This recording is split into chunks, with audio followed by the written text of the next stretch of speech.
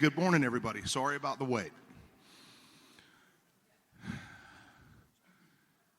So, 2,150 years ago or so, Plato said, here I get my Atlantis expertise, but what is it, my grandfather or whatnot, had a herd while he was in Egypt that 9,000 years before our own time, so there was a tremendous cataclysm and a great trauma of the earth. And that it wiped out what we would call today a civilization, and that may not have looked much like ours. But if you do the math on that, think about it. So that's 9, 10, 11. So it would have been perhaps the end of the Younger Dryas. But then in the 20th century, 21st century, 2,000 years later, a bunch of PhDs go looking at the constituents of archaeological soils, and completely independent of any reading of Plato, without bias or seeking the conclusion, they discover that at that time period was a horrible trauma of the earth. So what a fascinating intersection of something that was considered absolute myth with something that is hard science. So that's what's brought the Atlantis debate, and I kind of hesitate. I don't normally like to use the word because there's no avoiding it, but it's evocative of like Disney cartoony stuff, when it's actually a hell of a lot more serious than that. And it used to be firmly in the world of the woo, and these gentlemen and others are taking it firmly into the world of truth and debate and scholarly and generalist approaches. So we've got with us Dr. Danny Hillman from Indonesia. Thank you, Danny.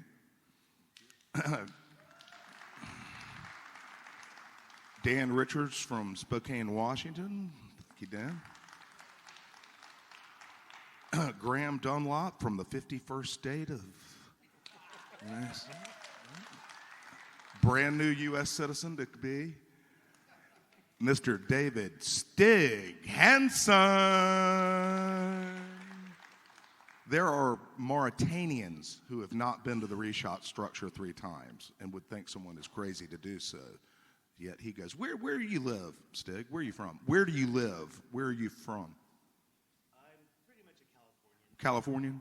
Okay. And then... I lived in Taiwan 25 years. I just came back from there. Really? Wait, nobody. Hold on, Stig. We got 3 hours. We'll let you go unplugged, man.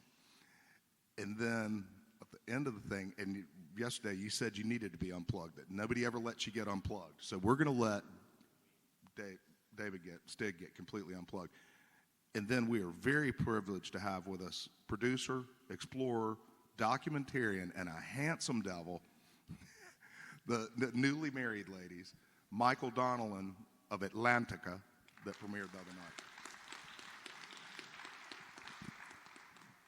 So I'd like the gentlemen, we've got plenty of time, but we're going to make their own intros relatively short, and then 3 of them are going to provide some visual materials from up on the screen. So Dr. Hillman, if you could maybe introduce yourself and give us just a little bit of what you think about Atlantis. Oh, well. Yeah, hi everyone. I'm Danny Hillman, Natawijaya. I'm geologist, as you know. I've been presenting my research in Gunung Padang yesterday and on some megalithic sites, and now today we're gonna talk about the Atlantis, and I'm gonna present you some very spectacular data that I never saw the word. This is the first time, I think, I will show you the data in Sundaland. Sundaland? The Sundaland. Sundaland is the big land, is the largest landmass that has been sunken in the tropical region in the Ice Age. So I will show you spectacular data on, in Sundaland that's probably related to Atlantis, as Plato described. Fantastic. And for those who aren't familiar, Danny is the only credentialed member of our team. He's a Caltech trained PhD and a geologist. I am earthquake geologist and That's right. tectonics, yeah. Right, and he also appeared in Ancient Apocalypse, and most of y'all probably know that, but Graham Hancock's blowout blockbuster documentary, Danny was featured on an entire episode on that Netflix, and so, you know, we're lucky to have him, but what he has now is going to be fascinating. I can't wait to see what it is. You'll see that. Yeah. You'll see. Okay. Yeah. Beautiful. Dan Richards, please tell us about yourself and a little about it, your thoughts on Atlantis.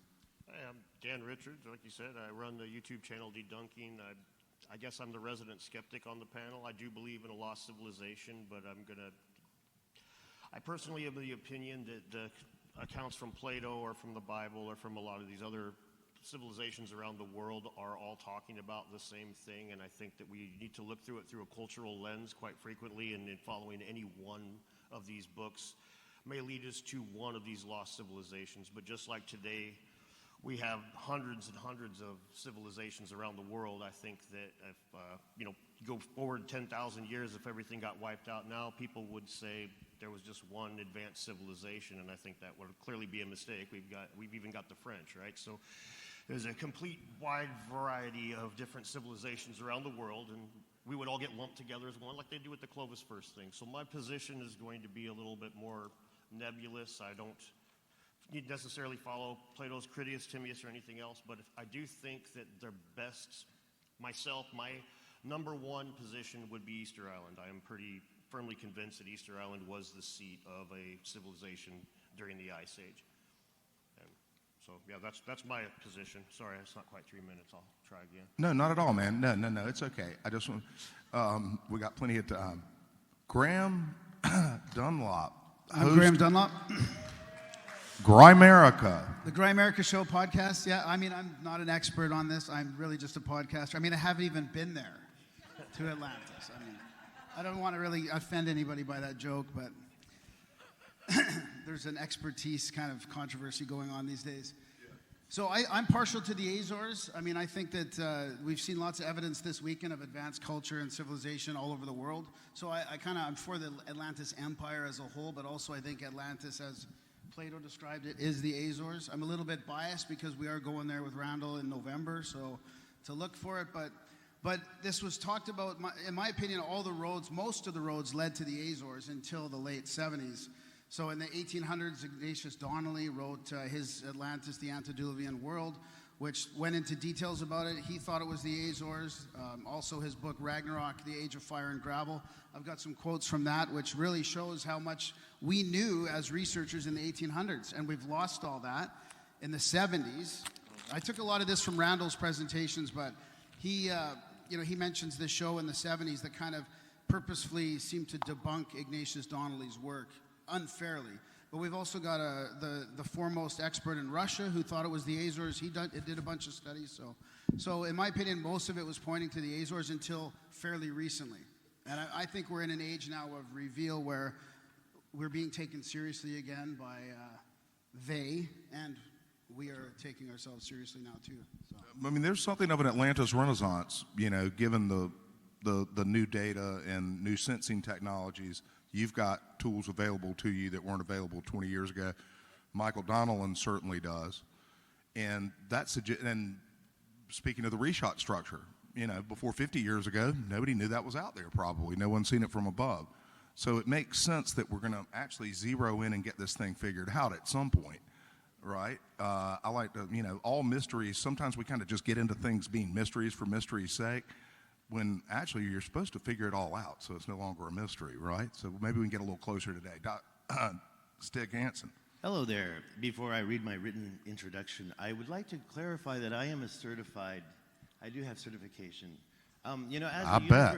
It's a university lecturer certificate from Taiwan. That's what they give people who teach, professors in university that don't have PhDs. They're called lecturers, right? So I'll get that to you.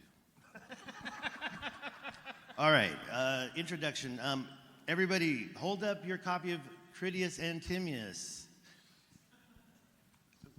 You buddy. All right, anyways, where was I? We're going to go by what Plato said, right? Because this is Atlantis, and when you talk about the word Atlantis, let's be honest here, anything that came up from Plato's dialogues or anything added after from the modern psychics or speculative dreamers, I'm right here, right, is irrelevant to the original story. That includes aftermarket storytellers who shoved Atlantis into the middle of the Atlantic. Edgar Casey was a psychic, not scientific.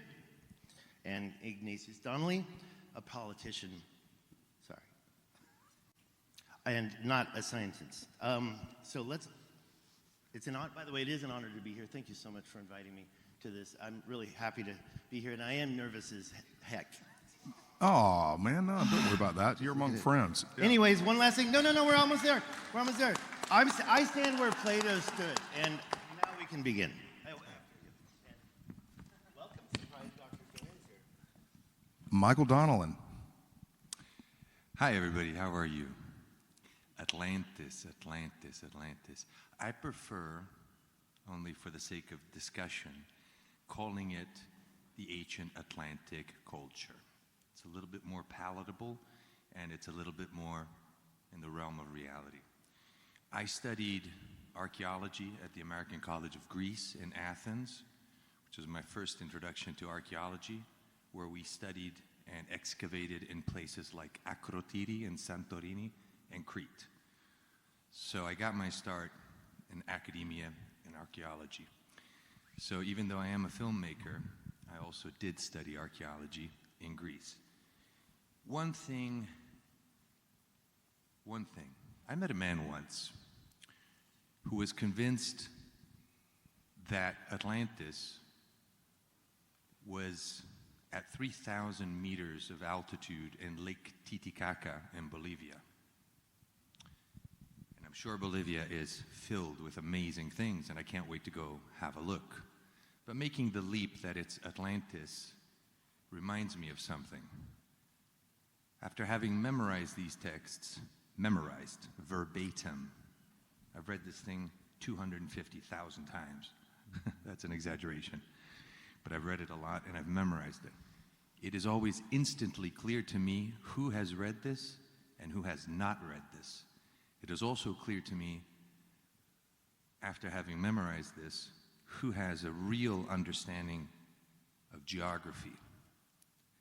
I'll leave it at that. Yours. Excellent. And now, Doctor, we're bookended here by credentialed people.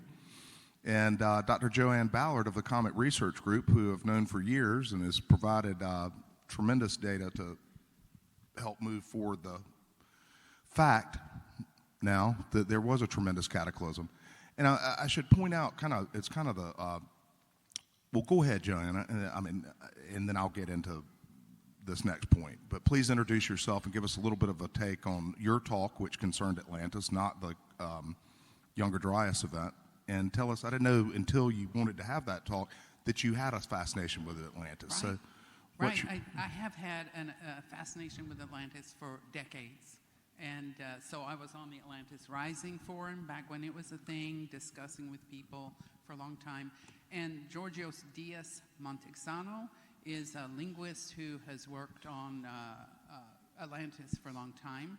And so he believed it was in Spain, you know, off the coast of Spain, kind of like Michael is discovering. So I had discussions with him early on. So, and so I got into this recently because of, if you saw my talk, Holden Zhang believes that Atlantis is in the Sahara near the Chott Jared.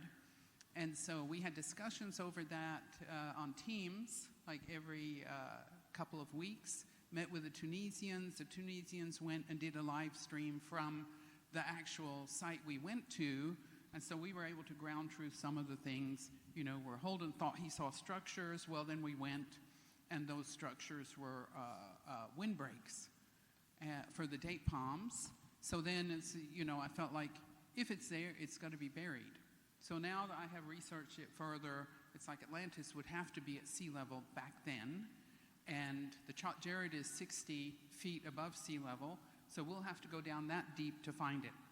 So as far as where I think it is, I think off the coast of Spain is a good location, but I also think, we've got a good case for it being in Tunisia for all the reasons I've presented yesterday. And we'd like you to give some of your, I missed your talk yesterday because we have 3 stages going on, so I'm excited to hear what you believe, what the points that you made, and as a scientist, a credentialed researcher, what indicates and what you provided. Do you have any slides for today? Not trying to put you on the spot, but you just came to the stage and I wasn't able to ask you.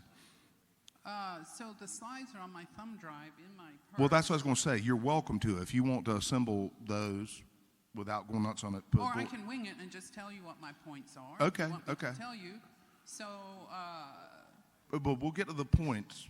Wait, So that's a wait good on intro. that? Yeah, let's just wait on that. And let's go ahead and proceed. Probably, sounds like some of the most exciting stuff we'll see. Certainly teased it well. Sure. Danny Hillman, will you go ahead and provide your visual aids and also a little context, if you like, first? Okay. Yeah. All right.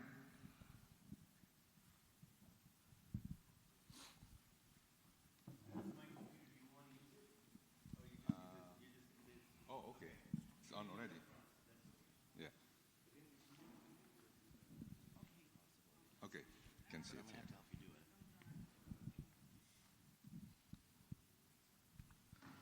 All right.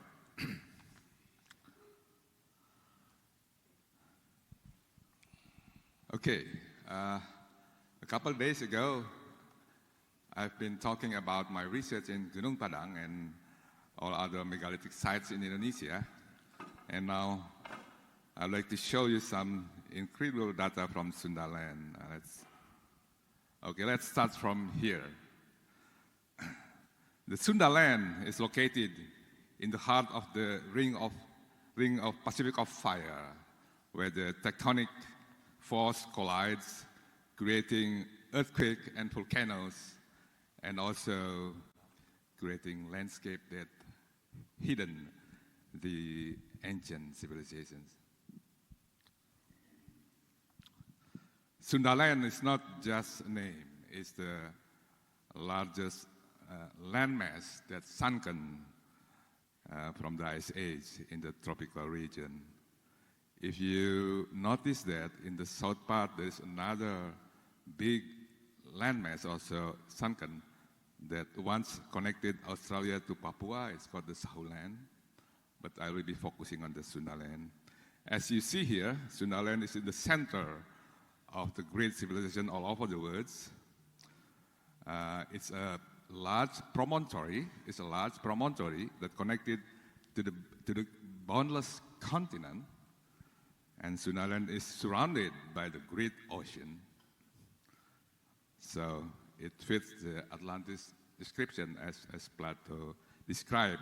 And it's also ideal for the crossroad of the ancient civilizations.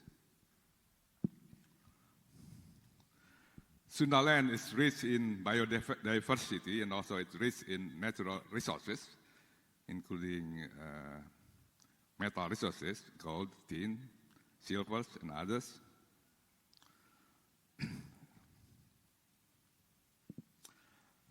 Donalan is like an Eden in the east. It's a paradise in the Ice Age, but it's not always stay dry, because as we see from the Ice Age, the sea level rise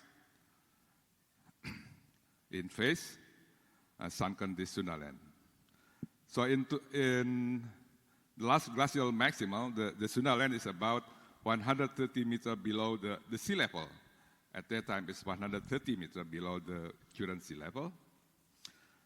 And it is rising in about 11,000 years ago, in younger rise, after younger rise. The sea level is about 60 meters below the current sea level now. And it's continue rising until 9,000 years ago. It's now become 3 meters below the current sea level. So it's separating the island already. 7,000 years ago, become 5 meters below the current sea level.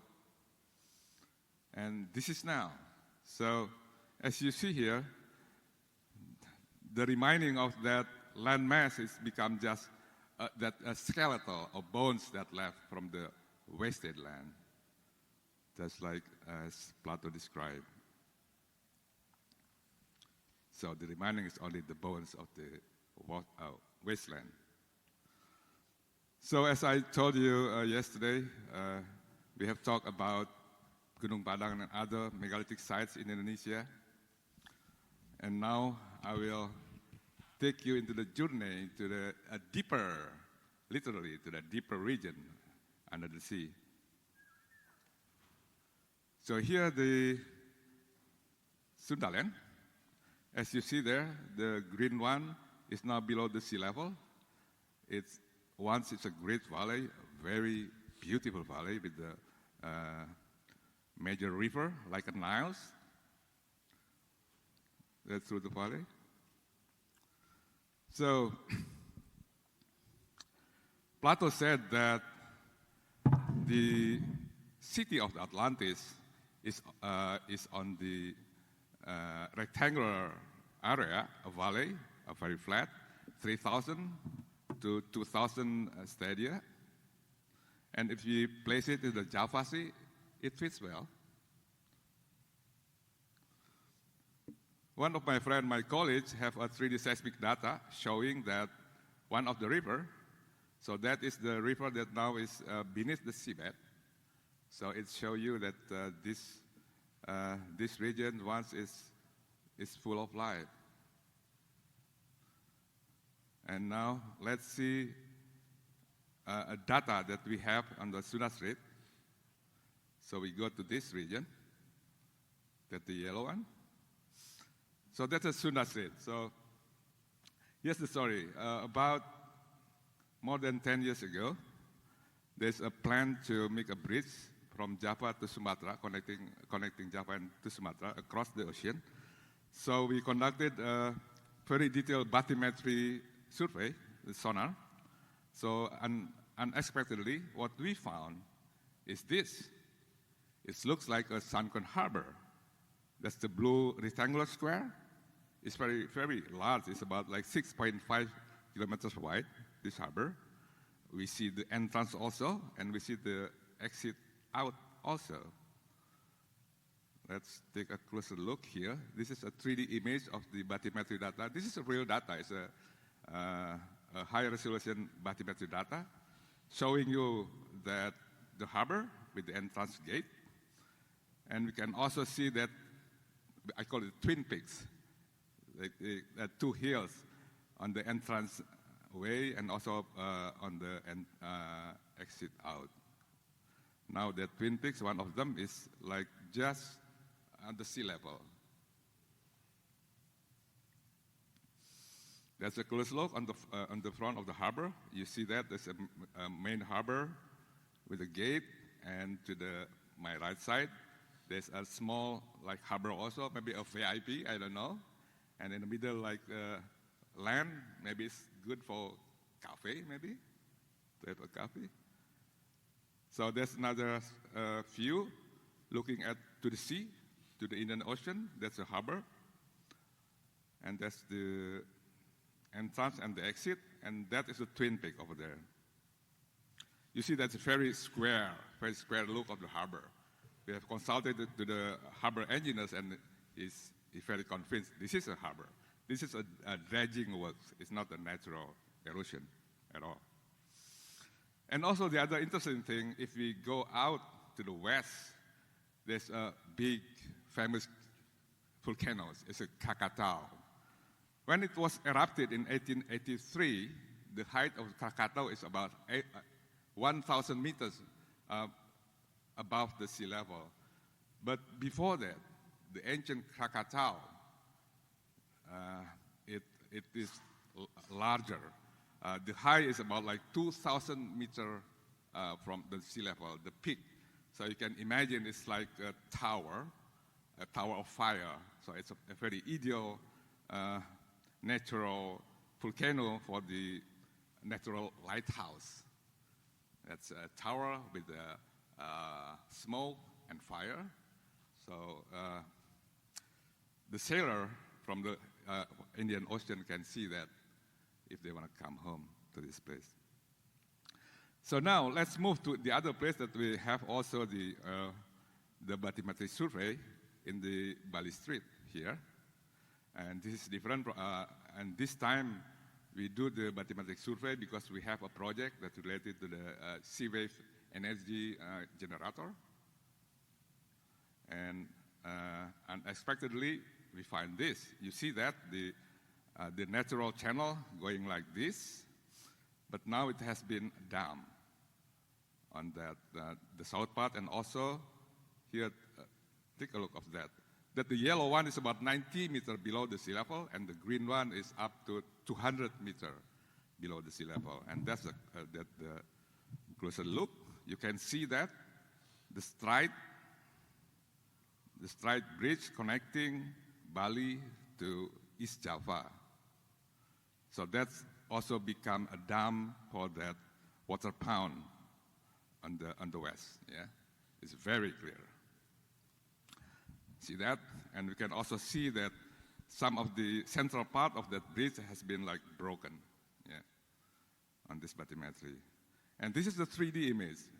This is a 3D image. That is the bridge. Yeah. Can see that? Very clear. Has this ever been pointed out in any academic context or otherwise? When did you first see Oh, I have this data for, more than 5 years. I mean, like 8 years. Mm-hmm. But I just keep this data for my own because I'm expecting that I could explore this in detail, do the marine exploration just to confirm all of this our finding before I tell the words. But a research fund never come up, so I think I just decided to tell the words about this. Ah, well, that's great. We're glad to be a home for your ideas to get aired out. Please continue, sir. Yeah. Now, this is the third data, the last one. It's also amazing. Let's go to the Gulf of the Thailand. Here, one of my colleagues is a geology consultant for the oil company. So as usual, for the oil company, they do the 3D seismic data, a very high quality one. Usually for the oil exploration, the shallow data from the seabed to like tens of meters, even to 100 meters, they just throw it away. They don't need it because they need deeper to search for the oil trap. But now they process the shallow water because the geophysics of the oil company knows that we love the ancient mystery. So it just, let's see what we find out. So this is a 3D cube. The 3D seismic data, we can slice that. We can slice that whatever we want in what depth. So this is the first slice, 10 meters below the seabed. What we see here is the ancient river. It's the ancient river. This is in the Gulf of Thailand. You see that clearly. And then we take another slice on the 20 meters deep from the seabed, beneath the seabed. We also steal the ancient river. So this seismic data is like pages of the books, right? The history book. So we can open it page by page. Now we go to the 30 meters below the seabed. What we see? Dam. This is what we see.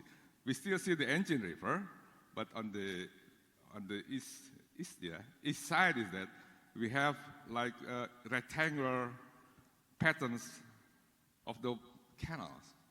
This is the Edison canals, I think. This is not natural. Let's take a closer look. Okay, hang on. If we slice deeper, 40 meters, then we find this ancient river. It's a large meandering ancient river. We can compare this to the modern Chao Phraya River in Thailand. The river is the source for life, for civilization. So this is a closer look of that rectangular canal. You see, it's very obvious, and it's huge, it's large. Okay, that's details. See how large is the irrigation canals? So, is the irrigation system is built by man more than 11,000 years ago? Because this canal is now 100 meters below the sea level. So it should be older than 11, even 12,000 years ago. So is it possible man built this? Yeah? Well, that's what he said.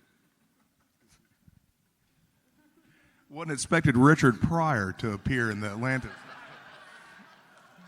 Okay. And we also can have more details by looking at the seismic cross-section to see that, that canals. Okay? We can measure that. We can measure the depth and the width of the canal. And it seems that the depth of that canal, the water, is about 1 to 7 meters. And the width of the canal is 50 to 150 meters. All right. So here we go. So I would say that if we are talking about the Atlantis land description in Plato, it just fits very well with the Sunda. There are a few points, a major point. In the Atlantic land, it should have more elephants, lots of elephants there. People of Atlantis is really happy, they really like playing with elephants. And there are also coconuts. Elephant, coconuts, it's a tropical land, it's tropical areas. All right, now the final verdict. We can compare all the candidates for the Atlantis according to ChatGPT, the AI. Here we go. One more thing. What I hold on my hand there is the real artifact. It's a real ancient artifact that we found in the Java Sea. It's made from iron meteorite. And we have hundreds of them. We have hundreds of that artifacts, all kinds. And I couldn't browse this one. I think I will have a problem with the custom. But I bring samples of that artifact for the materials. I think Megan can you show our audience here, our respected audience, the samples? Yeah.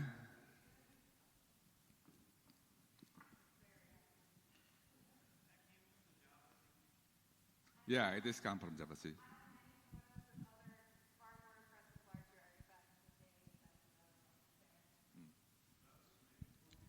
Excuse me, I'm sorry, what did you say just now?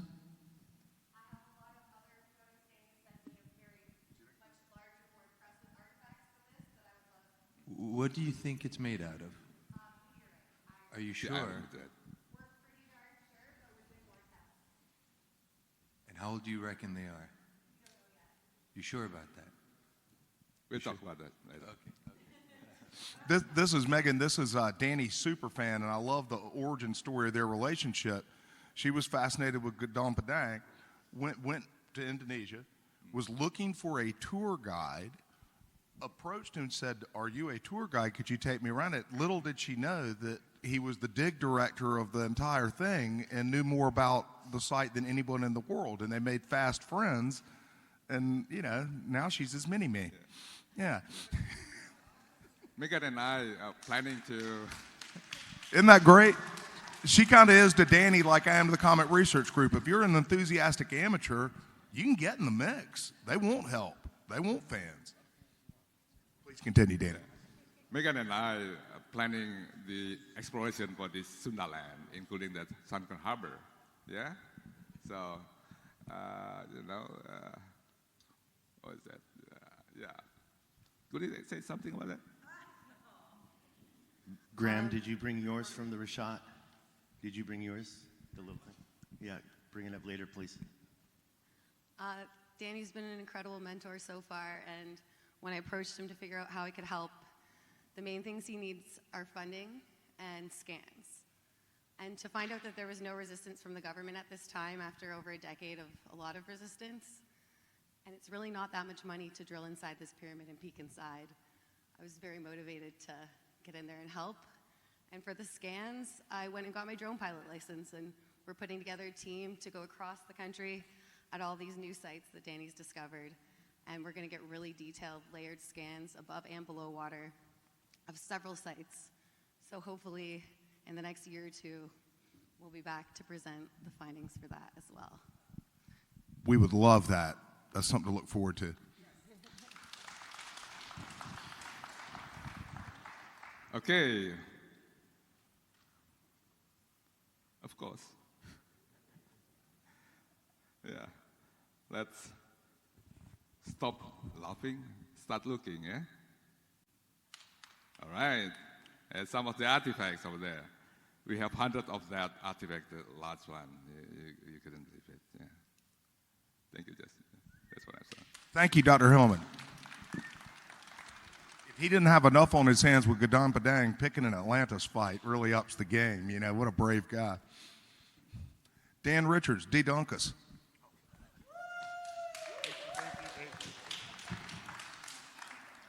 Right, well, first of all, like I alluded to at the beginning there, I think that one of the big mistakes that we make here is looking at it as one culture from back then. I mean, if we were to take apart the world that we live in now, we would see that the electric grid, the plumbing grid, infrastructure basically connects the entire world. All of the first world is connected through these things. And if you could easily look at it 10,000 years in the future and say, oh, this was just one big culture. And in a lot of ways it is, but it's clearly not.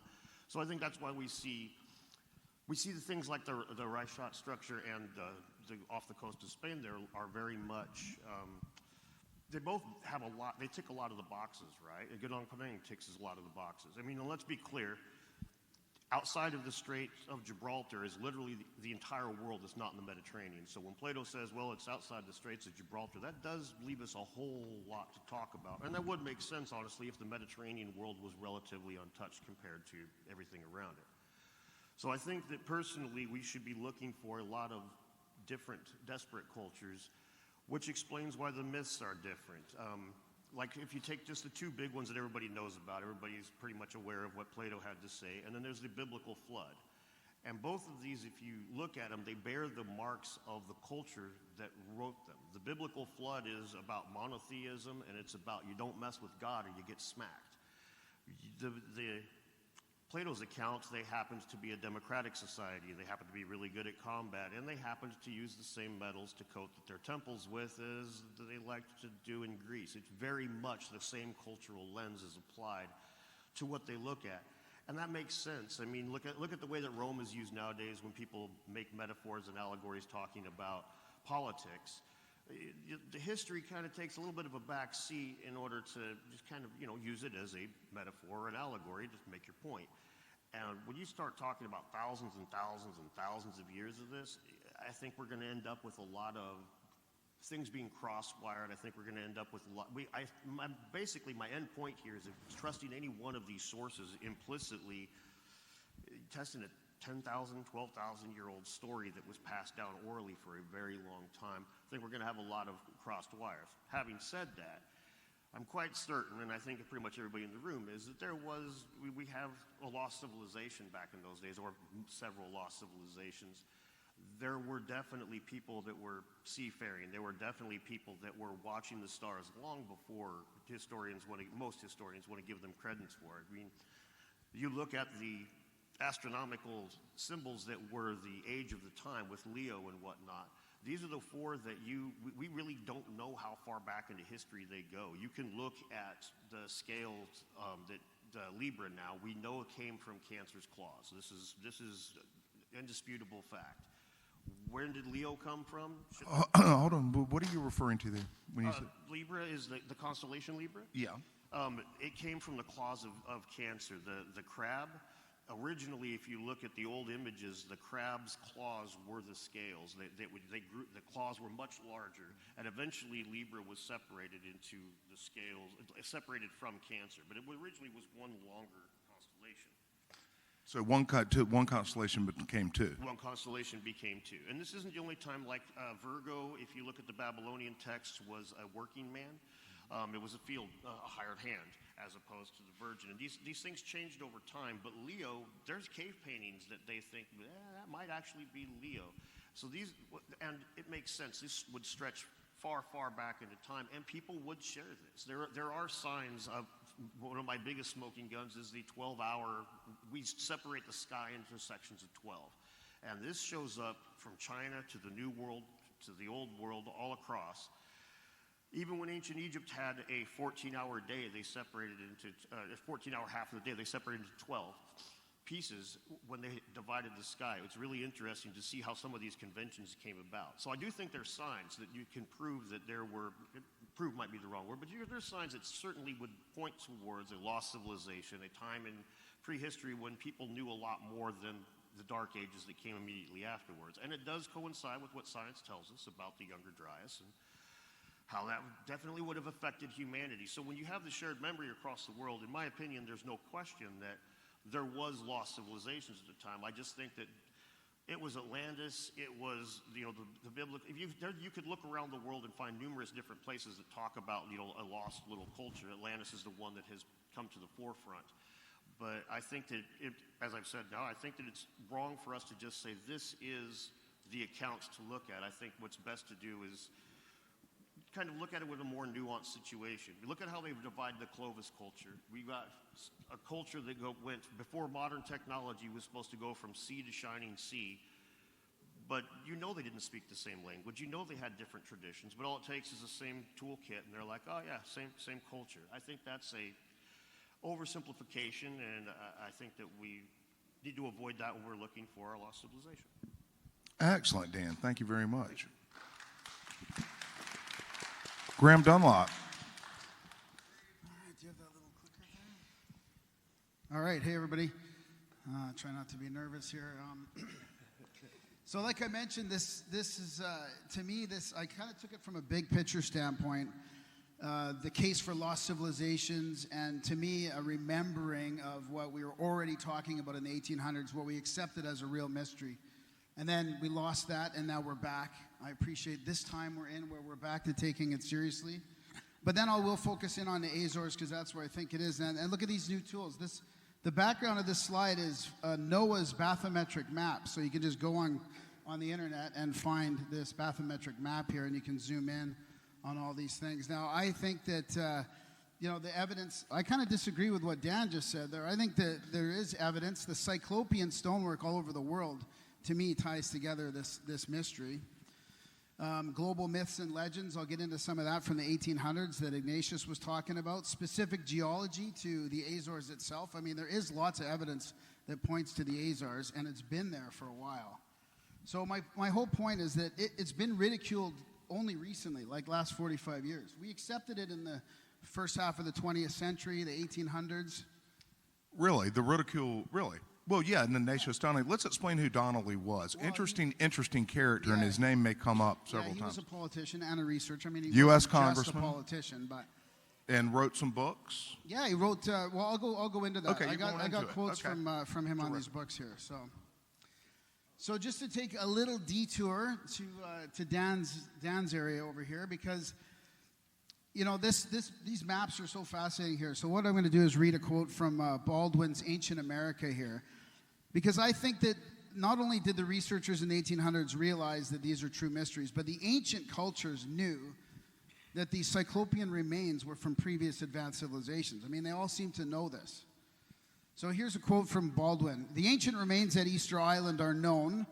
2 of the great images found there are now in the British Museum.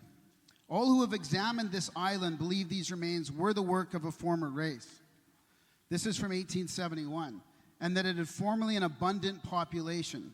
It is not generally known that the antiquities more important than these exist on many of the other islands in the Pacific Ocean. So if we zoom in on this, just for fun, we'll take a little detour over to the Pacific. Look at this. Just imagine if the same thing that we think happened to the Atlantic, like the isostatic depression, and the continent dropped and the sea levels, picture 400 feet less water and the continent up. And there's your Easter Island to the right, the one that Dan likes. And look at how it could be connected through a chain of islands to the French Polynesia to the left, and then Hawaii to the right. I mean, just imagine that continent being there. That's Mu, right? I mean, Atlantis is in good company with Agartha and Dwarka, Hyperborea, Mu, Lemuria, Sunderland.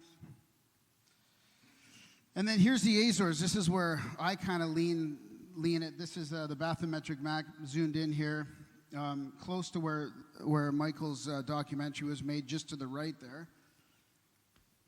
Look at the big gap on the top of the Mid-Atlantic Ridge there. And there's Great Britain and Ireland. I mean, look at just imagine that as a continent, before the end of the last ice age. Not that it would have landed in the bottom of the ocean as it was on top, and here's a little closer view of this. And this again is just from the NOAA website. You can go check it out. There's you can see a few of the green islands that are now there in the Azores. Another little zoom in just for the hell of it to see that whole plateau. I mean, I really do think Azores matches what Plato did say, although I do have some questions about Plato's narrative as well. We're going to be challenged in the future on that. So some evidence that we took it seriously in the 1900s. So Encyclopedia Britannica, 1963, they had a whole thing on Atlantis here. And then again, and I got a lot of this from Randall's presentations on cosmographia, so reference his stuff, and I try to consolidate this into a few slides to squeeze it into like 10 minutes here. Again, in 1963, they talk about Atlantis as being the reason why they named the Atlantic Ocean that. This is that Russian guy I was talking about. Their foremost expert on Atlantis. He was a chemist and a geologist. He went and did this comprehensive study of Atlantis, compiling geological, climatological, botanical, and he thinks it's in the Azores too, and that was in 1970. There was a newspaper. This is all just evidence that we took it seriously. 1894 to 73 in New York City, there was a newspaper called Atlantis. There was this search for Atlantis in the 1930s. Now, they didn't come out with anything specific, but it really did open up the technological developments in sonar and submersibles. So it wasn't really like, they talked about it as maybe finding Atlantis, but they never came up with any good evidence. Time magazine, Atlantis from 1924, the Blossom Expedition. And again, this was, their primary focus was scientific, so they weren't out there looking for Atlantis, but the fact that Time would talk about it in a serious way is important to us, because in the last 45 years, it's been ridiculed, right? I mean, it's really been like a taboo subject. So this is from Ignatius Donnelly. This is a book that blew me away. When I read these books in the 1800s, I realized that they all knew this stuff back then. They knew these mysteries. They took them seriously. So this is from the Ragnarok, the Age of Fire and Gravel. And I think it's worth just remembering what some of these quotes are. So I'm going to just read a couple here. There are many things which indicate that a far distant prehistoric race existed in the background of Egyptian and Babylonian development, and that from this people, highly civilized and educated, we have derived the arrangements of the heavens into constellations, and our divisions of time into days, weeks, years, and centuries. This people stood much nearer the drift age than we do. They understood it better. Their legends and religious beliefs were full of it. So he calls the drift age is what we call now the glacial till, I think, right? That's like the drift that he was researching that goes all around the northern continent. We've heard a lot of people this weekend talk about it.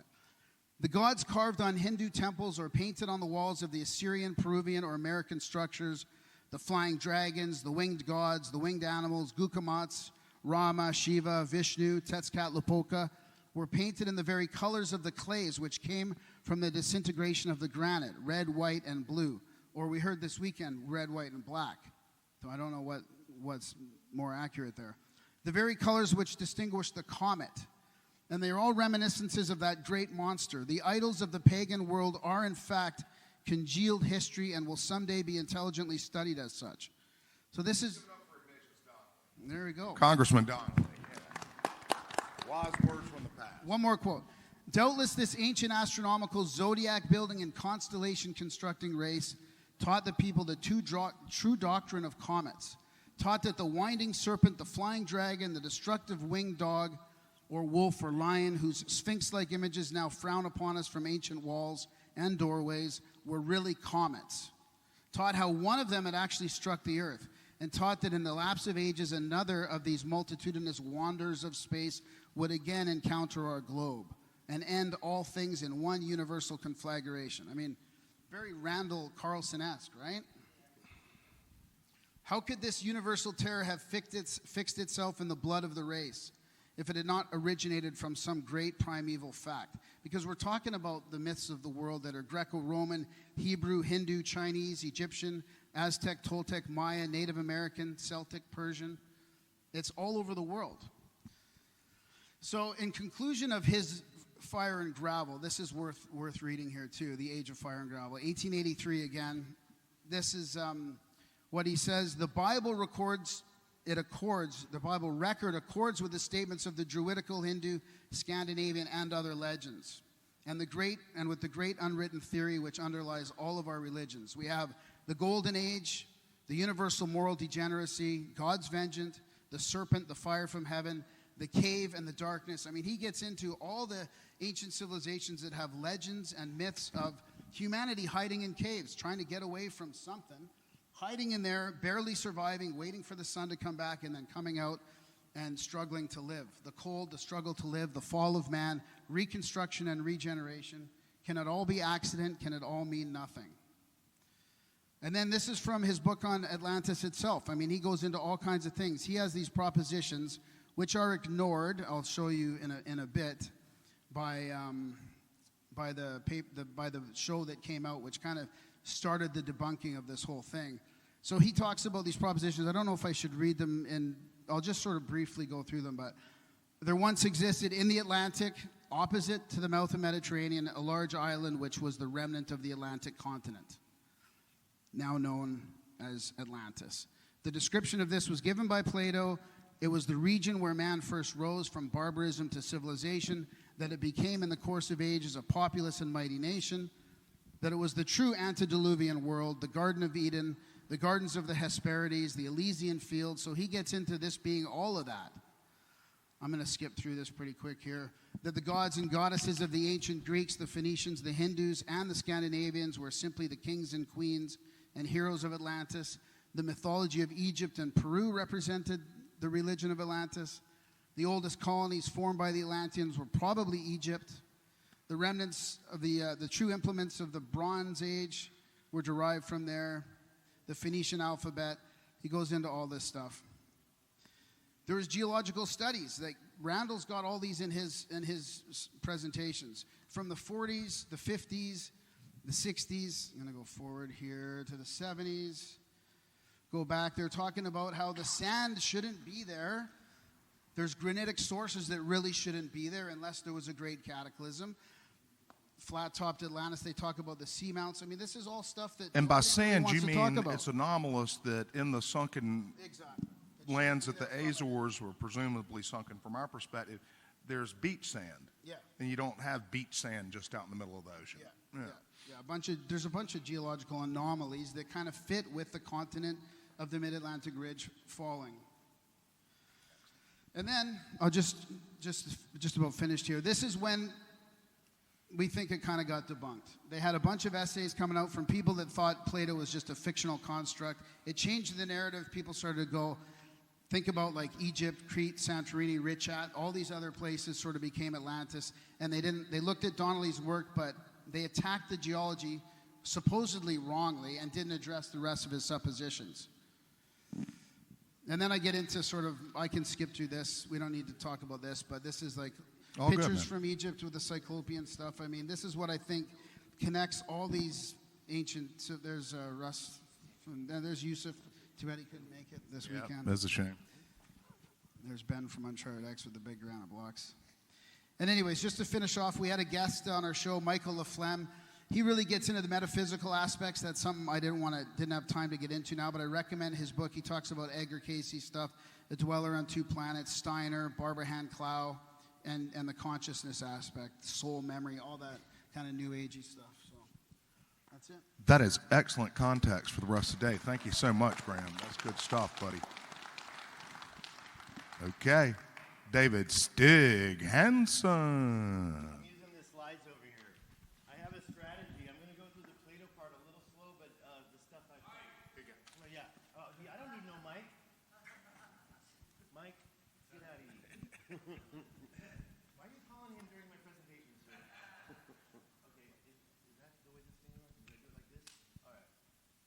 Sorry about that. Okay, my strategy is to go through Plato a little bit slow. Are we on? Yeah, let me go slideshow mode. Let's first talk about this slideshow. That's my website, it's myname.com, and this is the same link I gave yesterday, but it has the slides I'm showing today.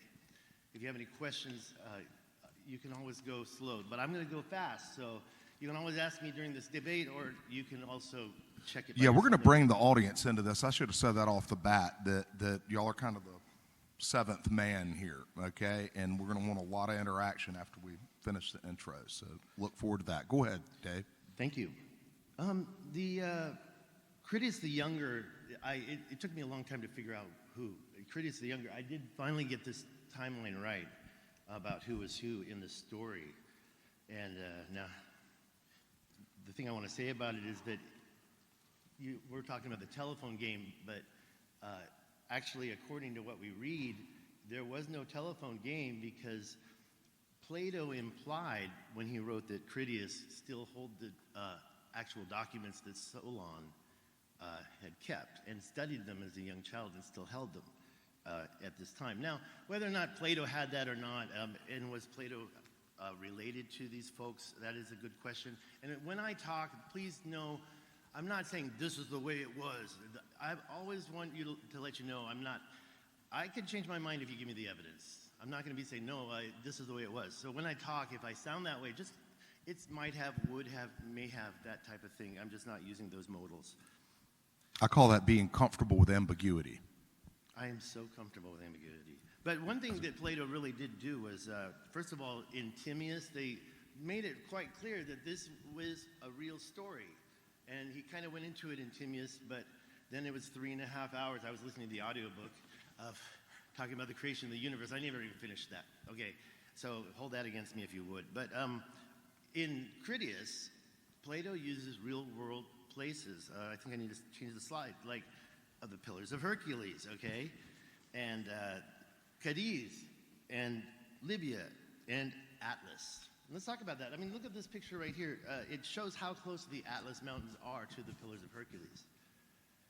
One of the things he doesn't say is go straight through the Pillars of Hercules out into the open sea. So I disagree with Ignatius Donnellan. And another thing that he said, of course, is that it's bigger than Libya and Asia combined. By definition, that's a continent. David Miano gave me that. By definition, Libya and Asia combined as a continent. Thank you, David Miano. And also, by the way, Plato also made reference in Critias to the islands in the open sea. Okay? So we have a contrast here, don't we? That's the same point. Another thing he said was that Atlantis had three things that, the Azores doesn't, which includes elephants, gold, and also enough land to hold what he described. This is made by ChatGPT, and maybe the numbers aren't perfect. You know, ChatGPT sometimes makes mistakes. Like, for example, how it turned the Azores 90 degrees. The current exposed land is 15,000 kilometers. But I asked it, well, what was it before the Ice Age ended? And the number was 130,000 kilometers. Must be European, right? That's not a comma, that's a decimal point. But anyways, the point I'm trying to make is that when we get into it, there's a lot more land that Plato described. For example, 200 by 300 stadia, and every 10 stadia there was a canal. You don't hear much about that. I hear beyond the Pillars of Hercules and all these circles, but nobody says anything else. So you have to understand there was a level plain. That level plain is a lot bigger than the post-Ice Age, Azores. Also, another thing about the Atlas Mountains, and by the way, I was there in 2024, and I also went almost April Fool's Day, before I got detained in Mauritania. I was actually down by the High Atlas Range, the highest area. Just Detained, you said? Oh, yeah. Oh, yeah. We'll talk about We'll that. hear about more of This that. isn't about me, okay? This is about Plato right now, but I definitely didn't get into the Rishat structure the last time. That was April Fool's Day this year. But let's go with this. Plato described mountains to the north. Sorry, Cadiz. There are mountains to the north of Cadiz, but they're to the south of Cadiz, right? We'll get to that because I agree with everything. I think that his documentary was spot on. I loved it, man. And we'll talk more. I'm aligned with him, but Unfortunately, it's just not the capital city. And neither with the, and by the way, Azores too. Diverse opens in the open sea includes Azores. And let's go one more thing. What's pre-Atlantis? Atlantis? Oh, there's no laughing, guys. We'll get to the jokes later. I do believe there was a pre-Atlantis, and that's where the Pacific Ocean comes in. I think we had a global ancient civilization. Plato didn't write that because he didn't know it, but what he did write is that the mountains were to the north. Yeah, the Risha structure is 1,000 miles away from those mountains. I know Michael's going to bring that. But they are north. And let's be honest with the second point. Is it here? No, not yet. I'm going to get to that in a second. I'm going to keep picking on Mike. The yellow shows it, but what Plato wrote, I have a couple translations. Mike has 17 translations that he apparently memorized. I have 2 translations that I did not, so I put it right here.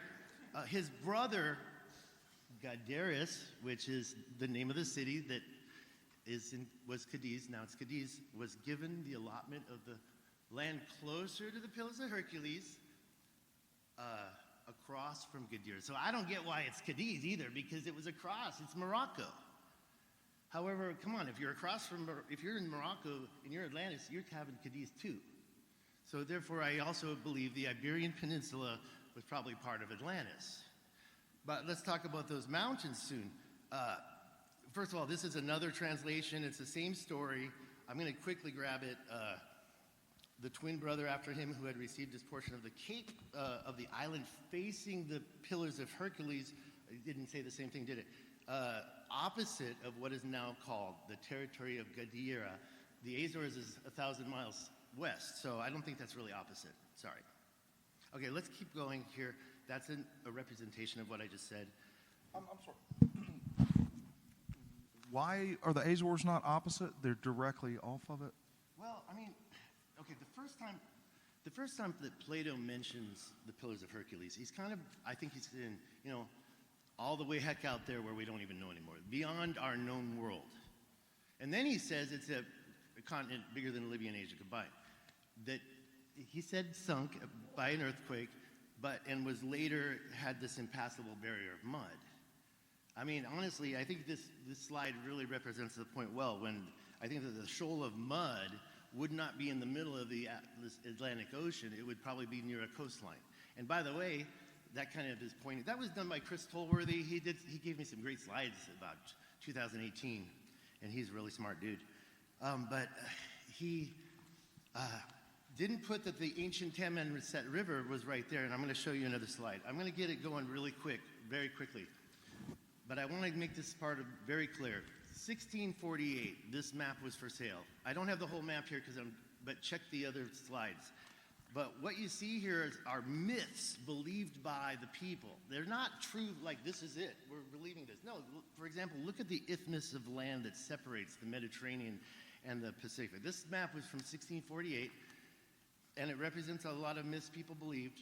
But if you notice, Hercules has not yet bust through, and they're still separate. And everybody knows it's Hercules that did that, right? He had all these challenges. What were those called? Labors, yes. And the thing was that was one of the mythologies everybody's talking about. And down below on the same map, there's Antarctica. It's called something else, but there it is. So whoever thinks Antarctica was discovered in 1820, time to look at some other old maps, because it's all over the place. And the last thing I want to say about this is, live on my YouTube channel, I translated this on ChatGPT, the Nile flowing from, and guess what ChatGPT wrote? It didn't write at Atlas Mountain, he said Atlantis, he, she, whatever, it. So it was live and it freaked me out. I'm like, oh my God, they used to think that the Nile flowed from the Atlas Mountains. And by the way, I don't have it in the right order, but the Herodotus map also points there. And by the way, Herodotus didn't make that map, right? It was his scholars that created the map. So anyways, that blew my mind, and I just wanted to share that because this is in the wrong place, but I'm going to just talk about it. Yes, the Rishat structure is 4 times larger than what Plato wrote. In my opinion, I did the calculations.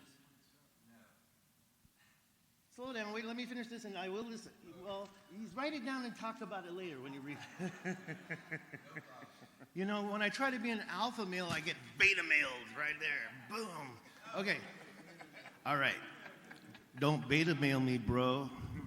Getting ready to rumble. All right, let's finish this slide. But when you overlay Plato's circles into the Rishat structure, it's actually proportionally correct. Yeah, there's a little bit of an ellipse. That's my friend Mike Parker. Mike Parker did that. And I thank him for it. And it actually cleared some stuff up. Michael Hubner, he died before it could get peer reviewed, but he did a paper on the constraints of Plato's information and overlaid them, and it pointed directly to, whoops, what happened? I went the wrong way. It pointed directly to, and this is Morocco, it pointed directly south of let's get to the next slide so you can see it clearly. Where Morocco is the Atlas Mountains, so it's just south of the Atlas Mountains, and I'm not saying that was it, no, but that's the direction. Also, let's not forget, there was a real King Atlas of Mauritania, wasn't there? And he's the guy that created that book you have in your house with all those maps called the Atlas. He was a real king. Probably either the Atlas or maybe a descendant. I don't know. It's handsome though, right? So let's talk about ATL. Atlas is Atlantis to me. And there's me inside the mouth of Quetzalcoatl when I was 2. My mom shoved me in there. And of course the ATL is there as well. Now we know. She shoved me. Okay, this is getting to the point, I think we're done with Plato. I'm going to stop looking at my notes, and I'm just going by the slides, because that's crazy. But guess what I also found? A 50-mile, okay, no, I call that area the lower Adrar Plateau. And it took me a few years to finally discover this, but there is a 50-mile canal, that solid part, pointing directly at the mouth of the Rishat structure. Actually, that's fine. Let's keep going. I'm going to go a little faster now. Oh, no, I'm going to finish this. But Herodotus also, I did a ChatGPT deep dive on this. What mountains did Herodotus know about that were beyond the Pillars of Hercules? There's only the Atlas Mountain, folks. There's no reference to the Iberian Peninsula. And so the mountains that everybody knew at the time were the Atlas Mountains. Except I think at that time they called them the Atlantis Mountains. And here's that map I promised would point the Nile coming from Atlantis. So we're going to go a little faster, and if you have any questions, or if you, we'll try to do it later, but let's go a little quicker now because I don't want to take up all the time. Don't forget, the Western Sahara, if you're in the West, is separate from Morocco, but when you go to Morocco, it's actually all one country. So it depends on where you're at. However, when the Spanish took it over that area, and I always think it looks like a pelican, they called it Rio de Oro. Now, Rio de Oro, where's the river? Well, it's called the Tamanrasset. It's a paleo river, and could it really have been the river of gold? I'm going to go faster. I'm going to do this really fast. I cannot unsee South Africa because of all the stuff. Now, Michael Tellinger focuses on the stone circles. I just talked to him on the phone the other day, and I made him look at this stuff. There's all sorts of terraforming going on down there. This is a really important one to me because it's got these 2 shortcuts that are almost exactly the same down there on these plateaus. They're intersections. Now, this is pre-Atlantis. I'm not trying to say this was Atlantis, but we got to stop ignoring this. I found this mound down there. It's called Stig's Mount. It's 1,500 feet wide, and I claim it because when you turn on the labels and the maps, it doesn't have any name at all. Stig's Mount. There's all sorts of bridges. Pardon? Yeah, wait till they find out, right? I'm going to work that out with Michael Tellinger. Look at these lines here. Do you see how, would you say those are natural or would you say those were placed? Hello? Let's have a show of applause if you think they were unnatural. Okay, they don't believe me. I'm out of here. No, go, Stig, go. I quit. Go, man. You just Ancient mining haulage roads is the main point here. They're all over the world. They're everywhere. And especially, that's Lesotho. And I did that. But you look down there and there's so much stuff. I think they were, I don't want, let's forget that. But ancient transport roads is the main point here. And up by in the Sahara Desert, I can show you one that's even 94 miles long, 50 feet wide. It could have been a canal. It could have been a road. I don't care, but it's out there, and there's a bunch of them. So something was going on. Quarries are everywhere. Now, I gave Randall Carlson, by the way, this came from Randall Carlson. We developed our civilization within 5,000 years, right? But humans, and that's Homo erectus, goes back to 1.9 million years ago, apparently. So if we developed our society in 5,000 years, there's probably a society that also did the same thing in the last 2 million years. And there were a lot of cataclysms, as Randall Carlson taught me. He also talked about this in January 2020. Is that a special, like, sacred geometry number? And he said there were chert outcrops. And after my first 2 trips, I was like, oh, there's mining going on. Okay, yeah, this thing, he showed us this. That's not Arrowhead Point. Somebody faceted that stone. And so finally I decided he must have been talking about this part. And I went there. And I didn't go here yet. This is north. I'm going to go very fast. But Graham over here, where's Graham? He took off right when I'm showing his slides. Found all these hand axe heads in the middle of a valley near a quarry I'm going to show you right now. But there's like 100,000 of them laying there. I think it's quite incredible find, but that's Paleolithic activity from hunter-gatherers.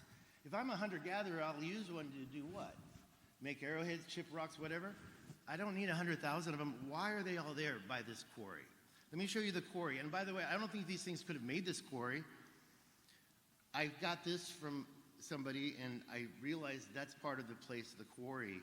6 miles long, 3 miles wide. Do you see those parallel quarry cuts? I find those everywhere, and I'll show you more later. But these are really significant, and they're at the North Shore. And I'm just going to go through them really fast. Okay, geologists are going to call this jointing, but I don't believe that anymore. And I'll talk about that more later. I think they had machines like this, or maybe laser beams. I don't know. However, this is just north of the Rashad structure. It's actually kind of in Algeria a little. It's called Erdchek.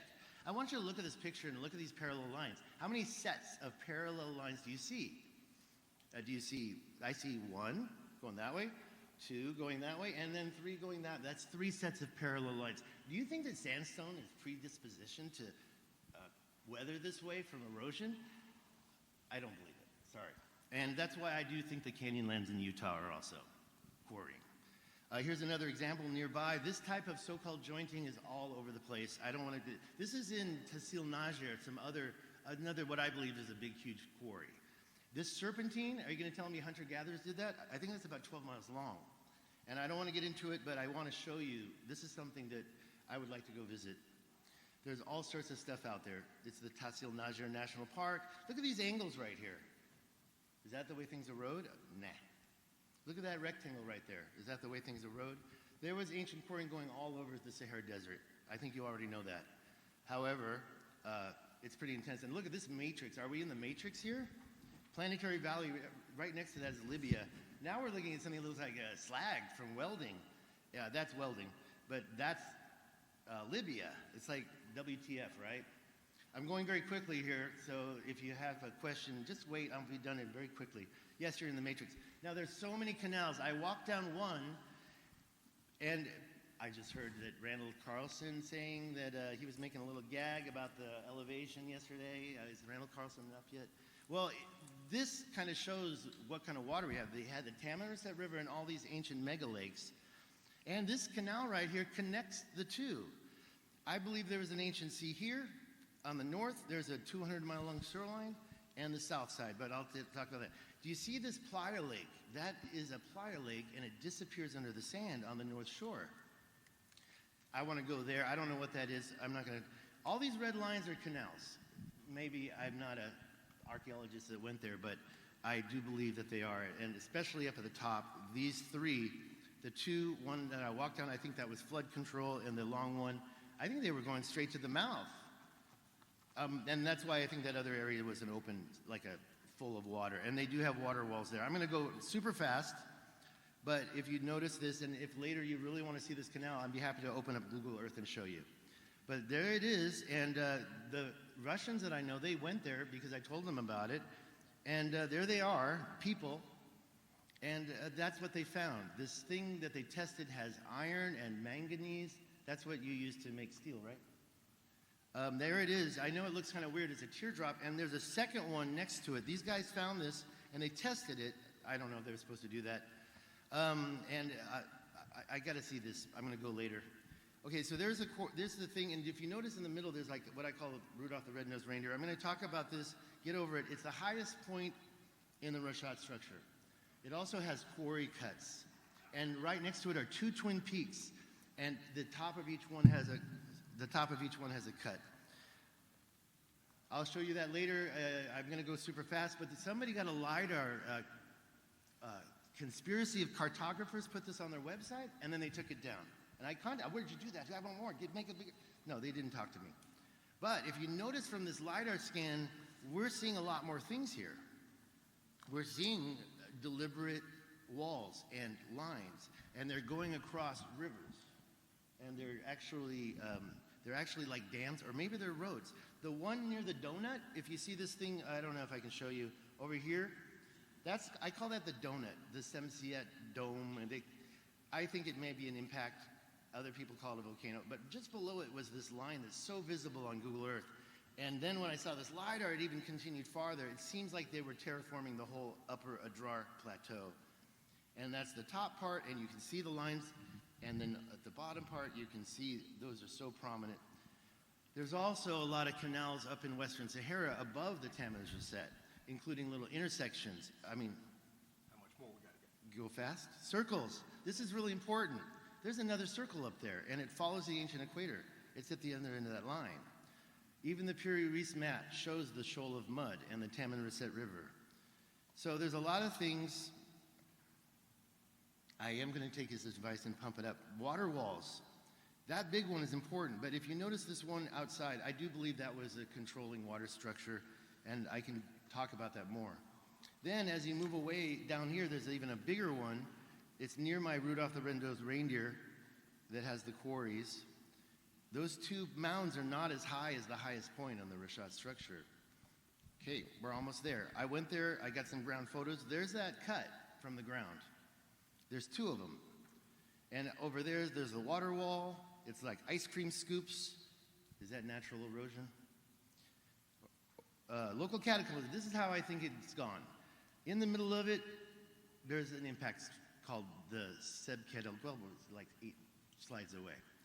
And wouldn't it be more likely that there's complete mountains? It's called a Gabranic dike because it's circular, right? But what happened to that quadrant?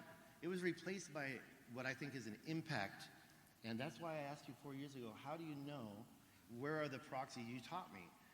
But then I never did it because I was worried. Then those Russians, they just went crazy. They went in the middle of that. They found something. It's not here. I have to show you later. The reason why that's not round is because there's alluvial fans breaching the rim all around it. It's a perfect circle. And the Sebket El Guelb destroyed Atlantis. You can see it there, you can see it here, and you can see it here. Okay, the last thing I'm going to say doesn't belong in this presentation, but here's my chance, because you're going to think I'm crazy. When we say the future year, it could be the present. So I was an English teacher. Yeah. Cymatic Birkeland current theory, what created the Rashat structure? I believe, like this lightning strike in a car with the cymatic patterns inside it, that it had to do with electricity. I'm not an electric universe guy, okay? Trust me. But I did find out how they think, and they think that, and look at these cymatic patterns here, G2 at the top right, and then the D2 in the middle, these notes, they looked very similar. I think it was a Birkeland current, maybe from a planet. I know Comet Ison had an interaction with Jupiter and Mars. Maybe it's from the sun. This is fantasy. I don't have evidence, but if it got a Birkeland current the first time to create the whole thing, and then the impact structure to create the impact, it's a very attractive mountain. I'm done talking about this, and I'm going to Thank you, pass it on Stig. to the next person. I think. Okay, let's give it up for Stig Hansen. Thank you. I think we got microphone there. Yeah, I'll leave that. Oh, wait, is anybody going to stand up? Maybe not, so I'll take it. Hey, everybody. Are we Go ahead, Bob. Anunnakis, get up. I'm listening. For me? Go ahead. Okay.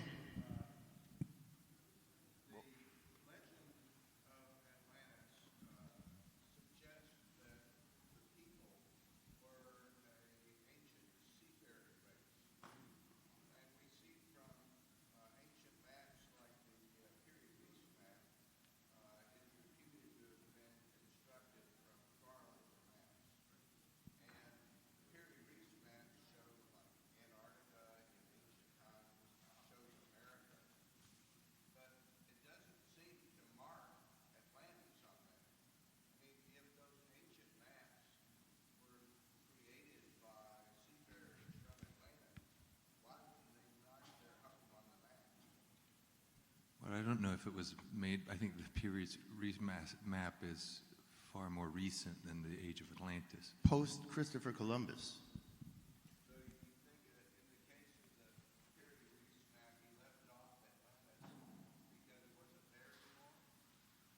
I just think he was using relative material to that time. Plus, Hiding there's it. something, They were there's- hiding it. They're deflecting. There's something that has to be remembered. In that time, during that time, maps were the high technology of the time. So they were highly sought after. Maps were regarded as the inside knowledge for only the few lucky guys that had the ability to get to those places, like you said, via ocean. It's been shown that there was navigation in prehistoric times. That's been proven. So having a map and knowing where to get, how to get there, would have been invaluable. To answer what you're talking about, I'm sorry.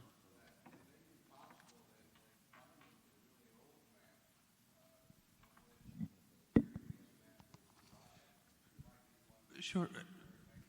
I mean, that's how they did it. They would take older maps, then they would update them, because, things change. There's cases where coastlines change and things are adjusted over time geologically. But yeah, that could be the case. Yeah. Michael, continue with Okay. your take.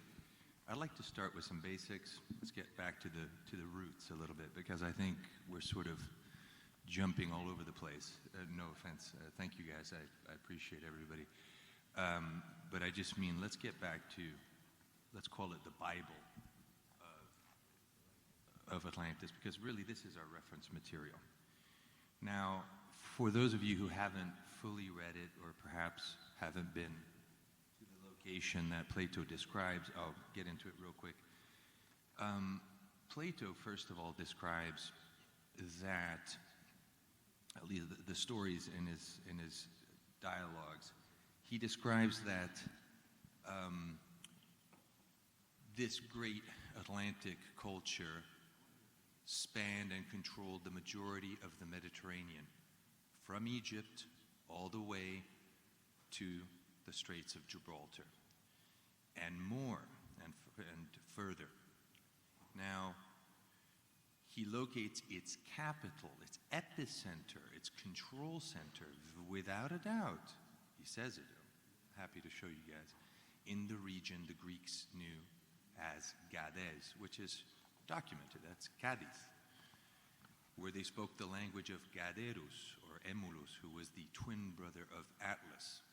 This is unquestionable. He tells us exactly where the epicenter was. I'd like to give everybody here a little bit of interesting insight on this area. And it goes back to your question about maps, incidentally.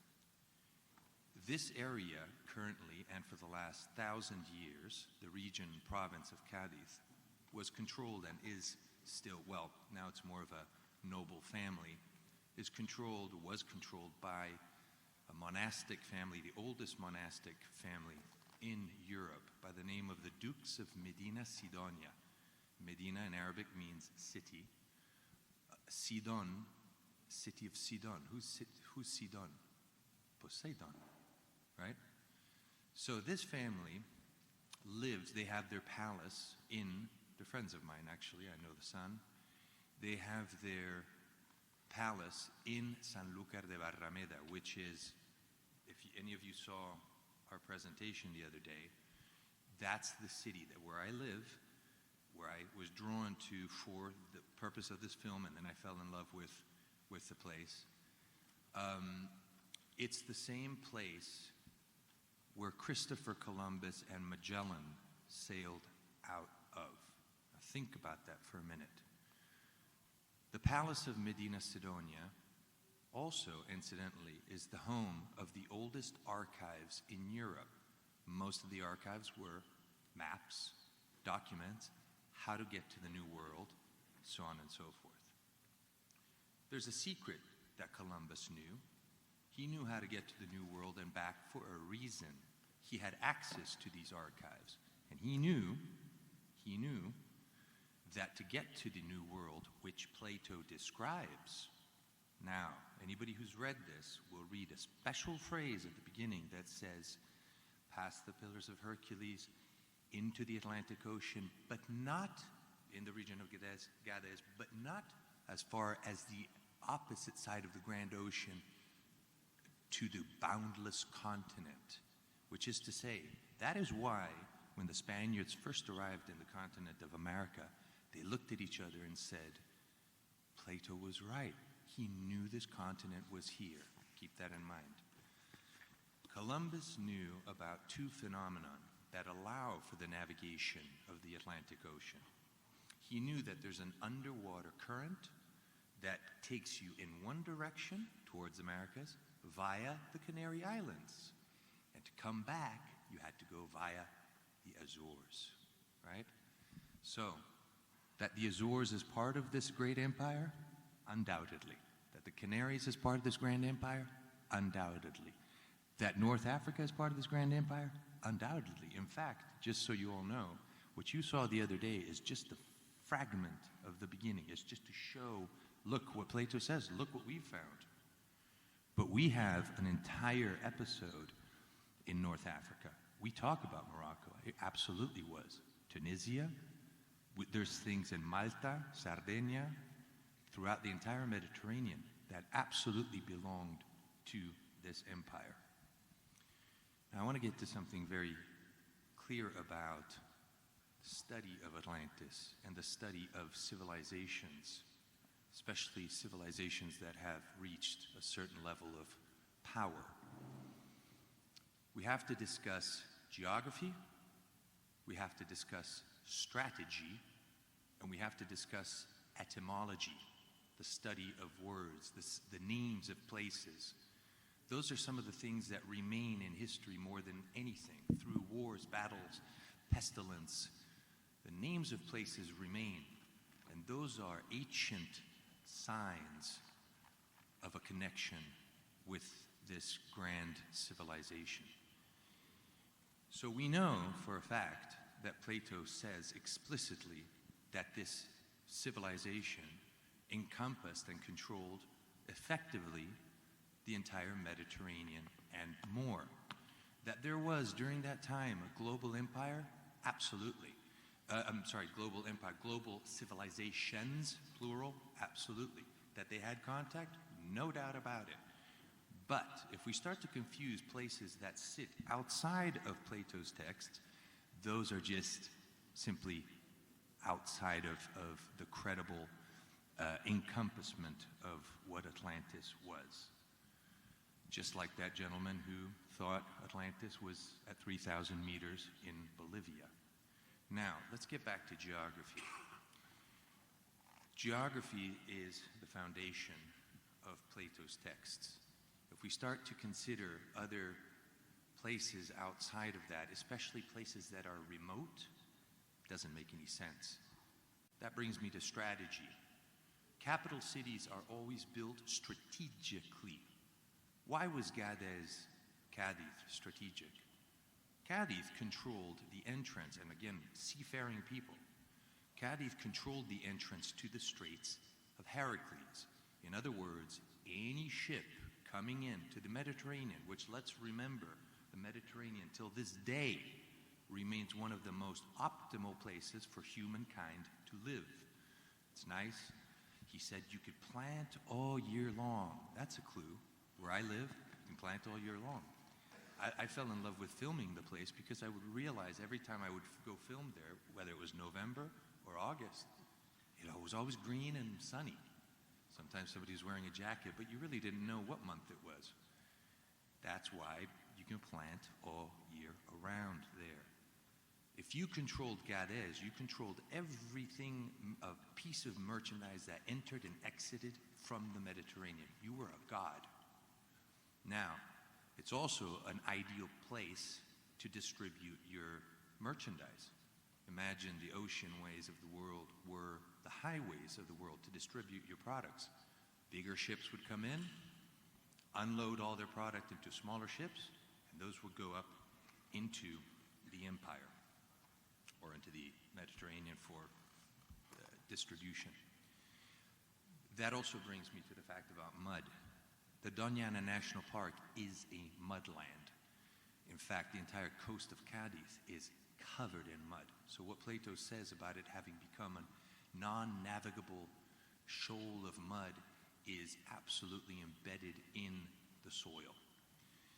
Strategically, even though I love Easter Island and I love certain parts of the world that are rich in history and rich in their own unique culture, jumping to the presumption that those places are Atlantis is a bit of a silly leap, especially when strategically it doesn't make any sense. The Easter Islands, who would go all the way to the Easter Islands, which, by the way, etymologically, there's no ATL. The Easter Islands are in the South Pacific. And I don't think people would conglomerate in the middle of nowhere to try to get to somewhere. It doesn't make any sense. In terms of and I'm going to get to Danny's stuff yesterday. A lot of people here don't know that yesterday I had the great pleasure of having a podcast with Randall Carlson and Robert Schock and Danny. Unfortunately, I know obviously about Randall and Robert, but I didn't know anything about your work. And I wondered at the beginning when I was showing my presentation why you were stopping every second and criticizing almost everything I was putting out on the screen. And afterwards, I understood. I'm sure that what you found is very exciting. I'm sure it's beautiful. I mean, I really think that what you're researching is lovely. Unfortunately, it just sits outside of Plato's texts far too much to be relatable to Atlantis. That's not to say that the people who built that didn't have communication with the people of Atlantis or the Atlantic ancient culture. In fact, I believe they did. But I do not think that it has anything to do with Plato's description of what he called Atlantis. Another thing I brought for you, you were a little bit repetitive about questioning the depth of the water level. And I explained to you, I think quite on a few occasions, that the age, geological age of our discoveries under the water are very clearly defined as being a minimum of 10,000 years. So I have brought here for you a document of that study so that you can review it, because it seems that you weren't particularly clear on the actual rise and fall of sea levels over the last 20,000 years. So I'll leave it at that.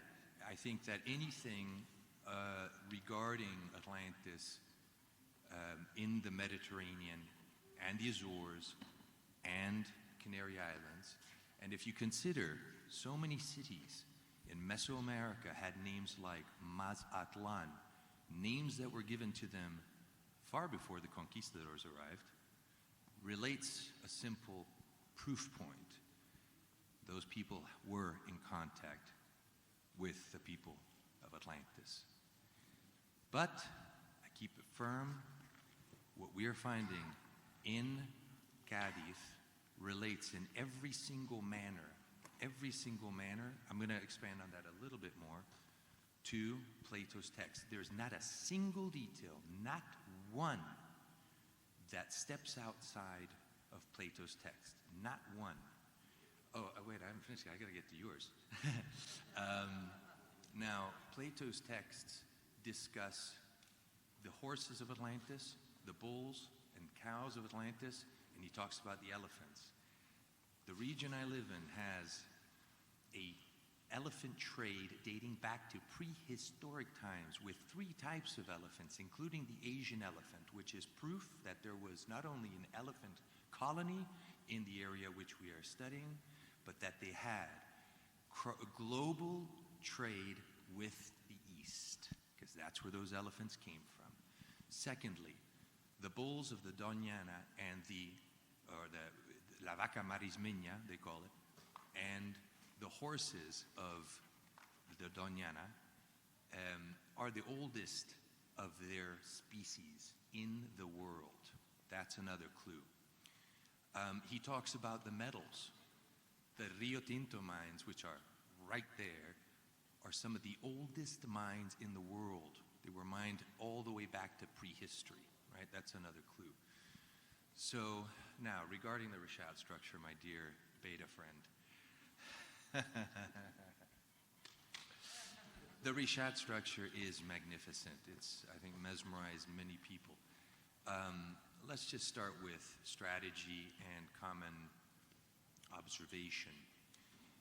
We have a few examples throughout history of cities that are built with canals. The obvious one is Venice.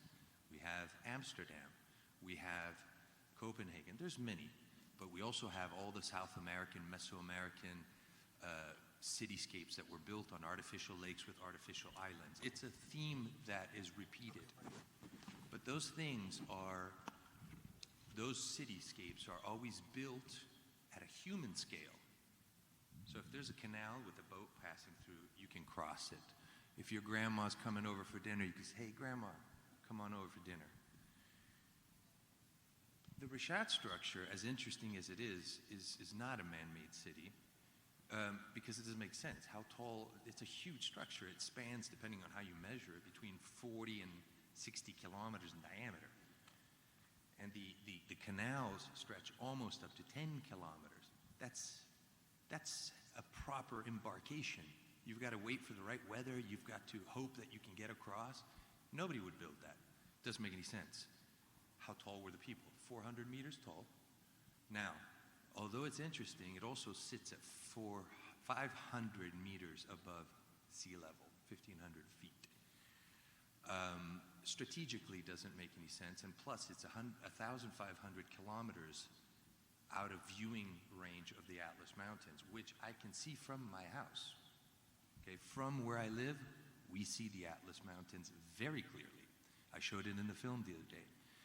The Richat structure, let's say it was a city, and let's say there was an ancient lake there. It's obviously disappeared and it's been pushed up. You would have to, if you're arriving from the Atlantic, you would have to sail in, if there was a way to sail in, almost 600 kilometers just to get there. And then what? You're in the middle of where, right? Now, we all know that the Sahara Desert was a completely different terrain 10,000 years ago. Now, that's another clue. Sahara Desert is only 10,000 years old, roughly. On the other side of the Atlantic, we have the Amazon basin. It's the Amazon forest. Wow, that's only 10,000 years old? That's strange. Both the same age. Could it be that they were formed by the same event in a completely different fashion? One because of this, and one because of something else? I'll leave it at that. What I do think the Richat structure may well be related to Atlantis, but not quite in a construction sense, but rather in a destruction sense. That's for future reference. Now, thank you everybody, and good night and good luck. Thank you, Michael. Dr. Joanne Ballard.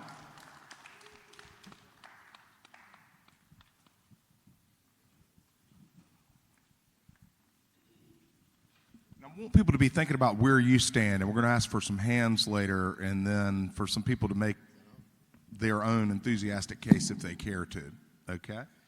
So we're going to get you involved here.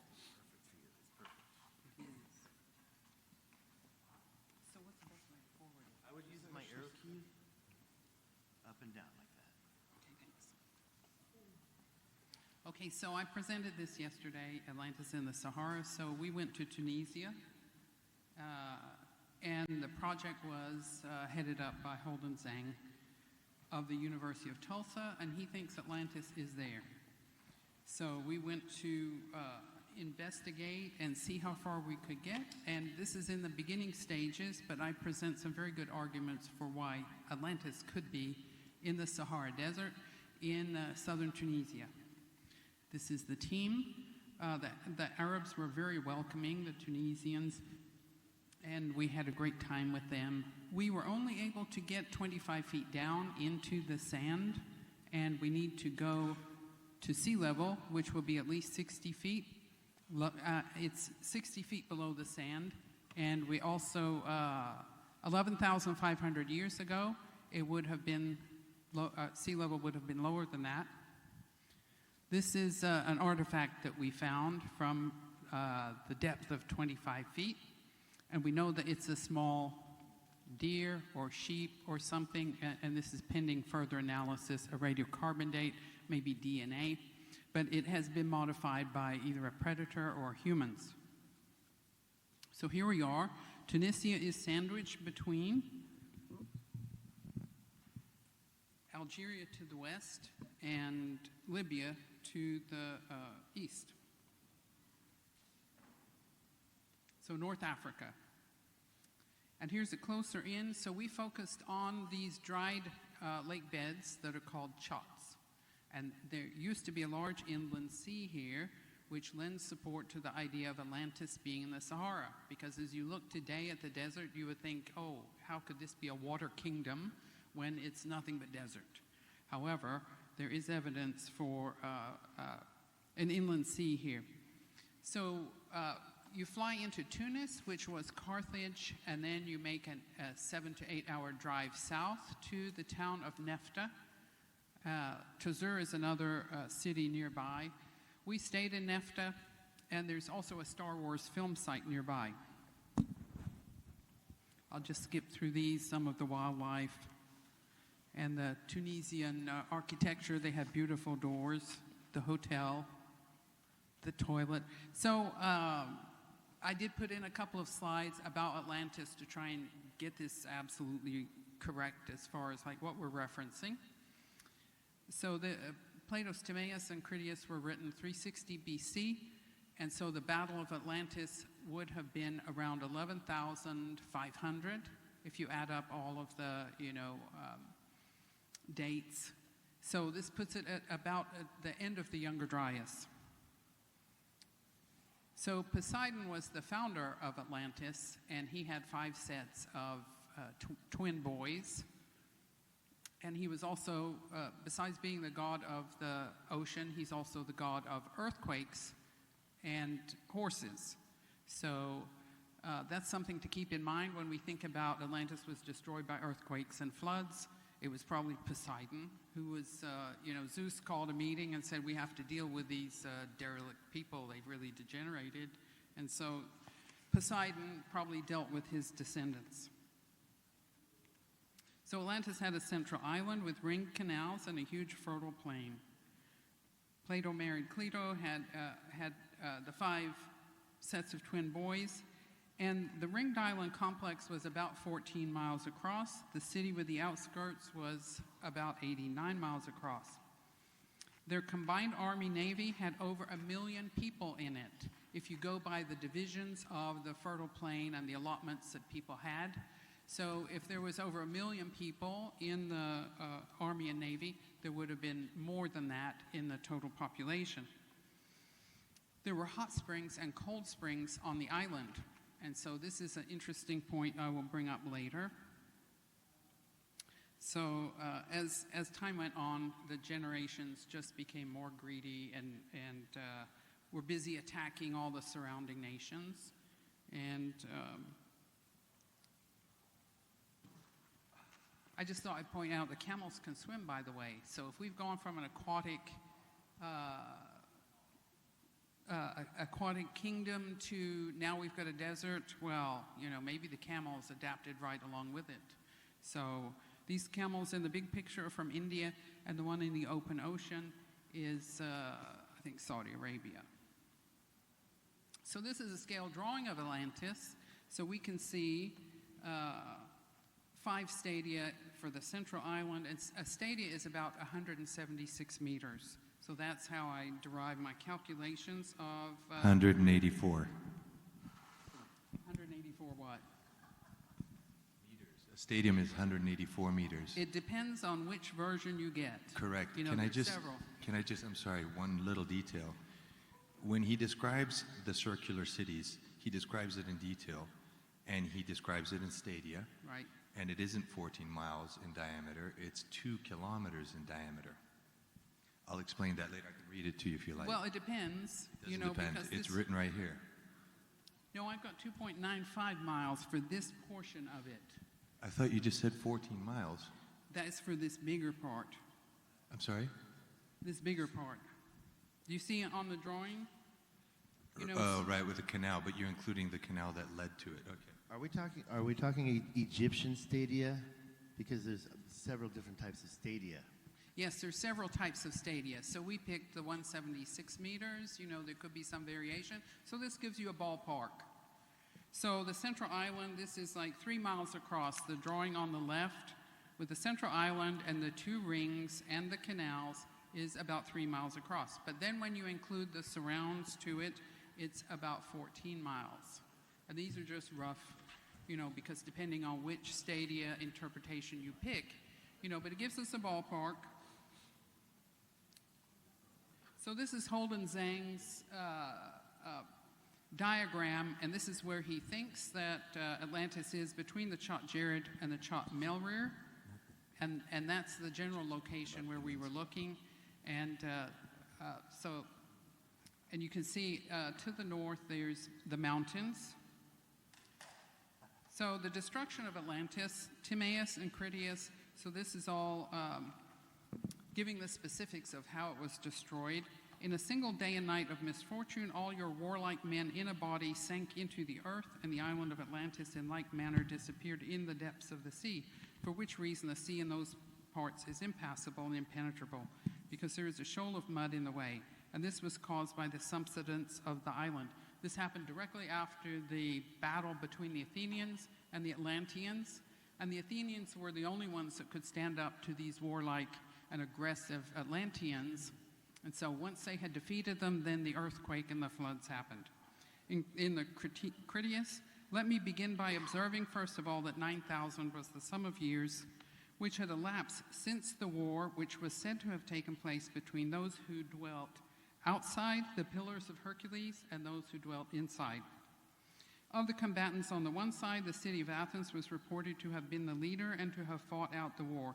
The combatants on the other side were commanded by the kings of Atlantis, which, as was said, was an island greater in extent than Libya and Asia, and when afterwards sunk by an earthquake, became an impassable barrier of mud to voyagers sailing from hence to any part of the ocean. So I bring this up for the points about the Pillars of Hercules and the size. So, and how would we know if we have actually found Atlantis? So, of course, we have the dimensions of the structure, very specific dimensions that Plato gave, which leads me to believe it's not fictional. It must be a real place, because you wouldn't be so specific if you're writing a novel. So one thing to me, if we find the gold statue of Poseidon in his chariot, drawn by 4 winged horses, and then surrounded by 100 Nereids that are riding on dolphins, if we find that, well, that's one indication it's the Temple of Poseidon that we found. However, did that survive the earthquake? Did that survive the greed of the Atlanteans as the generations continued? So that and the circular structures with the specific dimensions, you know, if we found the proportional rings of the island, that would be a good indicator. So now here's where we are. The Atlas Mountains are outlined there. And the Pillars of Hercules, if you're Roman, or Heracles if you're Greek, today we consider that to be the Straits of Gibraltar. But in different historical documents, including Herodotus, there's Pillars of Hercules on the island of Malta, at the Gulf of Gabes, and in Tunis, which is Carthage. So we need to think about inside and outside the Pillars of Hercules. So you could think, and you have to reference Greece, because they were not Atlanteans, because they're fighting the Atlanteans. So Greece is inside the Pillars of Hercules, so then the Atlanteans have to be outside it. So they're either out in the Atlantic Ocean, if you consider Straits of Gibraltar as the correct Pillars of Hercules, but if you're at the Gulf of Gabes, then Tunisia is a very good place for Atlantis. So Holden Zhang is not the first person to think that Atlantis is in Africa. If you go on Atlantopedia, there are many other researchers, including George Sarantitis, who think that it is there, and they reference the Gulf of Gabes. So midways down, Tunisia has a long coast with the Mediterranean. Midways down the coast, you see the Gulf of Gabes. And that used to be a channel that fed into these large dried out lakes. So here we see the zone of the Chotts, and it's thought by various historical people and modern people that this was a huge inland sea and maybe could have even gone further west than in this picture. So this is a historical map I found online, and you can also go there and zoom in and see details of it. And this was designed by the French. And Tunisia, by the way, they only speak French and Arabic, so that was a little bit of a challenge being there. Not so many people speak English. So the French had colonized Tunisia, and so some of the French engineers created this map. And there was also a book that went along with it, which you can find online, 1883, Edward de Mergue, The Chotts of Tunis. So the engineers were considering restoring this great inland sea. And so one of the issues was, as you look at this, the Chott Jared is 60 feet above sea level. The Chotts to the west, they're lower. And there is a ridge in between, that they would have to drill through. They estimated it would cost $1 million, and clearly they didn't follow through on that. That's a little closer in view. This is an interactive elevation map I found that shows the elevation. So if we've gone down 25 feet in the sand, we need to go down at least 60 feet to get to sea level, and maybe further than that to find Atlantis, because Atlantis would have to have been at sea level 11,500 years ago.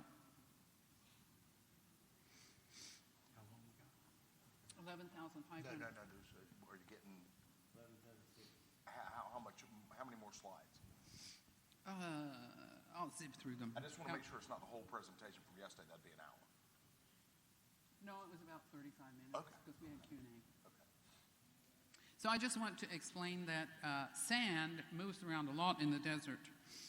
And so this is a UN report on the power of wind and sand, and this is a sandstorm. I mean, this looks terrifying. It's coming across the town.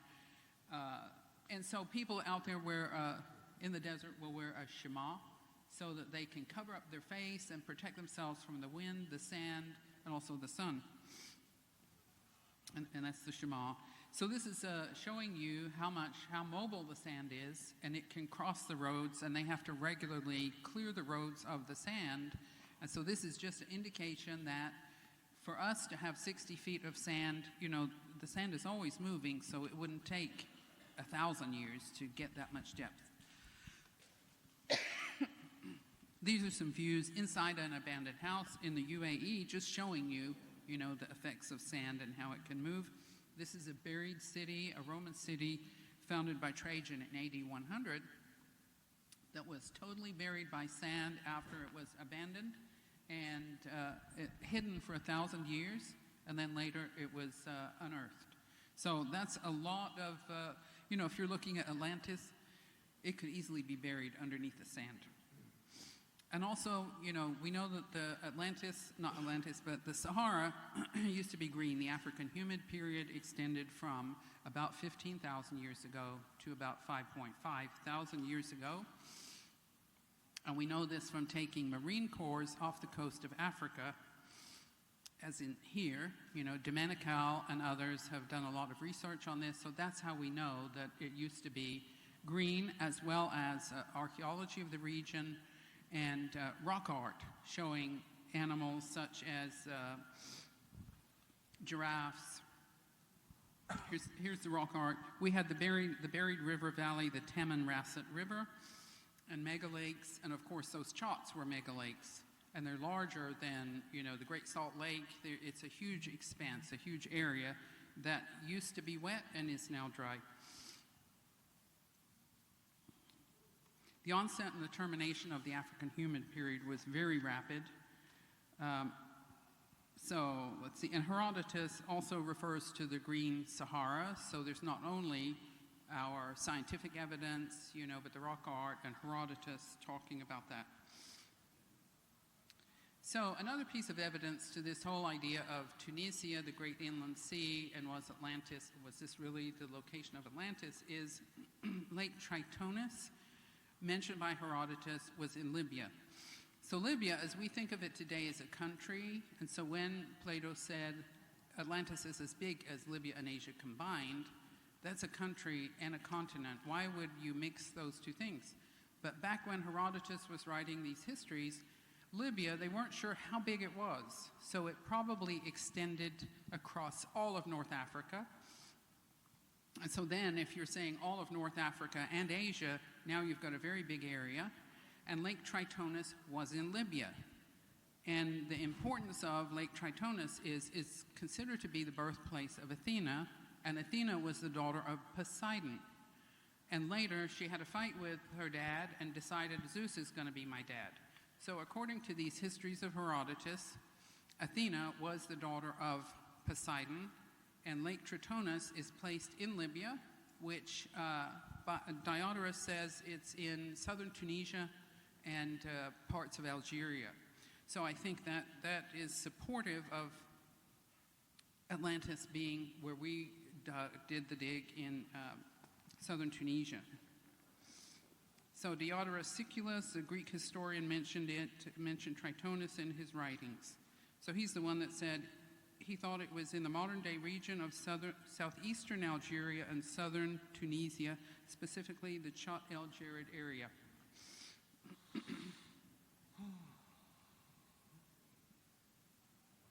Oh, I'm going the wrong way. I wonder. Okay, this is just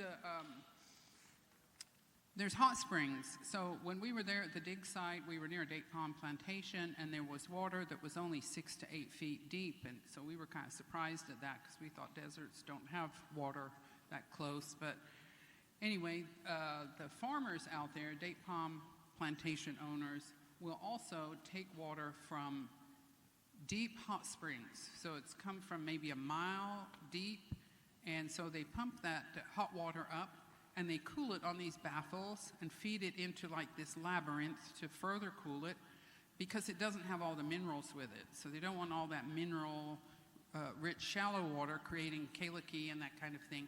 So they'll get this hot water, cool it, and then mix it, for irrigation. So the point here is Atlantis had hot springs and cold springs, and here we had evidence right around where we were researching that has hot springs. So there's Gunther taking a sample for deuterium and oxygen isotope analysis. Gunter's in the room, right? Yes, Gunter's over there. Yeah. He was there with me. Gunter and his graduate student joined. Dr. Gunter Kletschka, both yes, Comet Research Group members? Yes. So another piece of the evidence for Tunisia being where Atlantis was is Klokochnik, another Czech. So he's a geophysicist, and they took satellite data and came up with this graph, this diagram. So where you see the star is where we did our research. That's the Chott Djerid area near Nefta. If you go due south, he circled that area, And you have all these different colorations that have to do with depth and everything. And you also have the latitude and longitude at the perimeter of the graph. And so he has two papers, one where he first reports it, and a second one where he's discussing artifacts in the data. And in this circle, we have some very regular lines, and he says, we cannot say that those are artifacts. We don't know what they are, but we can't be sure, we can't say they're artifacts and, whatever. So this could be the Ferris Plain because I have a couple other views of it. So this is the greener view. It's hard to see there. But then if I highlight that, this could be, it looks like a Ferris Plain and maybe two of them. They're kind of overlapping. So now if we go back to this, if you measure the lines between 1 degree of latitude, which is 69 miles, you have 6 marks. And then if you divide that, you get, I think, 11 miles, which is similar to the distances between the irrigation canals of Plato. So could be coincidence, but that's a very interesting coincidence. So that required, we would like to ground truth that, but Gunter's graduate student wanted to bring drones to do that, and it turns out in Tunisia, drones are not allowed. So we were not able to do some of the research there that we had hoped to do. So in summary, my arguments for Atlantis being in Tunisia are during the African humid period that lasted from 15,000 to 5,500 years ago, and Atlantis was destroyed 11,500 years ago, so it falls within the African humid period.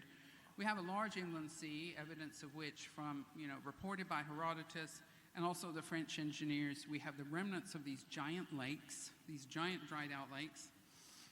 And then we have the report of Lake Tritonis, which is the birthplace of Athena, Athena being the daughter of Poseidon. That links Poseidon, the founder of Atlantis, to Tunisia, to the Chott Jared.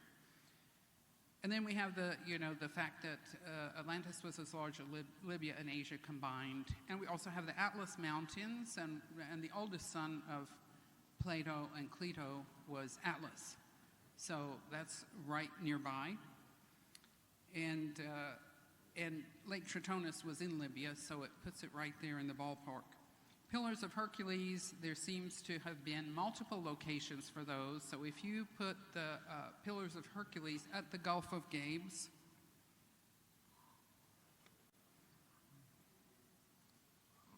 let's see if I can find that.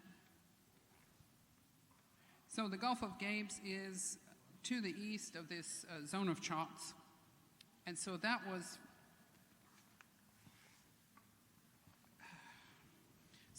that is now filled in with sand, and it's not accessible as a waterway. But if you connected the Gulf of Gabes through that Gabes Channel over to the Chott Jared, and then the other Chotts beyond it, you could create a large inland sea and produce, bring the water in from the Mediterranean. Okay, so.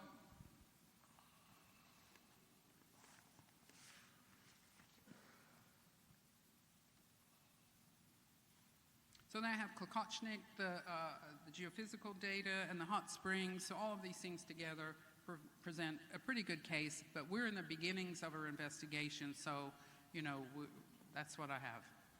All right, Malcolm. Thank you, Janet. Let's reset for just a moment.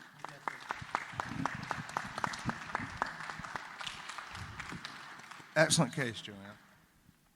I want to note, not to confuse things anymore or make them any more contentious, but when you leave the Pillars of Hercules at the 36th latitude and carry it across the Atlantic Ocean, it passes directly through North Carolina, specifically through the northern half of the state, including or near Winston-Salem, High Point, Greensboro, Chapel Hill, Durham, and Rocky Mount. All right? I'd also note that the coastal plain of North Carolina is absolutely riddled with canals. And if you try to leave the Pamlico Sound, you encounter one of the most notorious shoals in the world. Just leave you with that. So that's my 1 minute case. Can I? Can I add to that? If you look at the Atlas Mountains, you see some really crazy zigzag hairpin mountains that actually look just like the Appalachian Mountains. That's right. We don't have any mountains north of us, but we certainly do west. And if you were in the Pamlico Sound, you have a concentric ring around you. But let's hear from the audience. Can I? Yeah, go ahead. Go One ahead. quick thing, and with all due respect, I really liked your presentation. Thank you. And like I said earlier, Thank you. I really think Tunisia, without a doubt, was part of this great culture. There's a notion that I want to dispel, which is, I first heard this a few years ago. I was contacted by a person whom came across very strange, who had done a documentary where they didn't find anything. And this guy's name is Jorge Montesano. It's not his real name. It's like a pen name. And he's originally Cuban and now lives in Extremadura, which is one province or one state up from where I live. And he conducts tours where he charges $400 or $500 a person to show people Atlantis and Extremadura.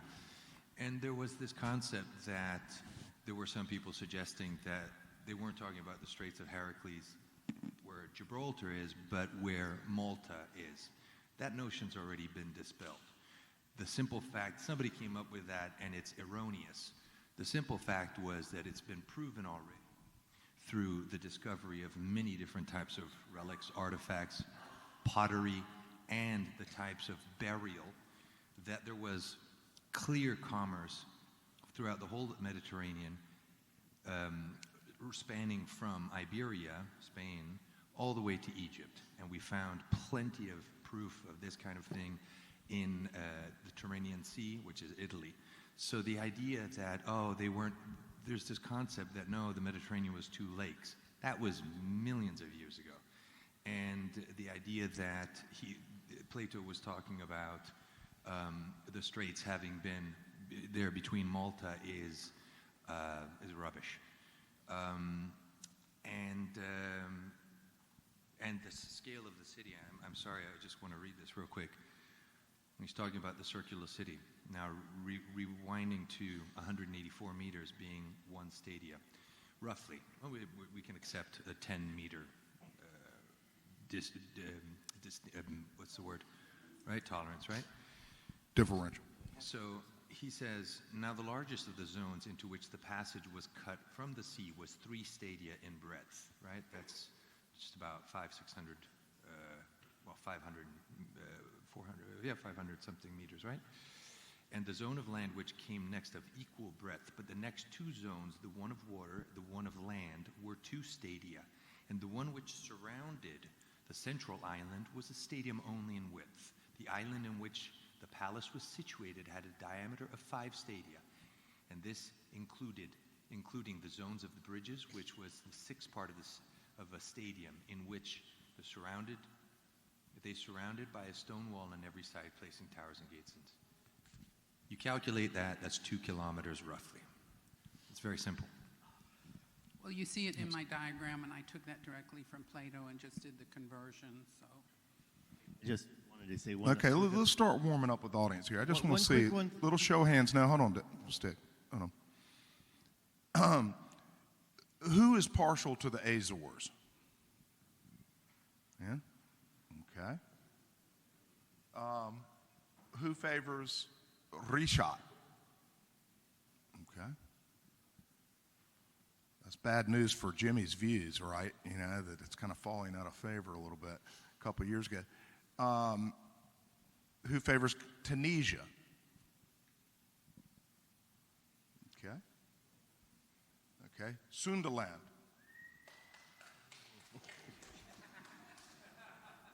Is any of the audience dying to make a specific case in 5 minutes or so? Dr. Collins.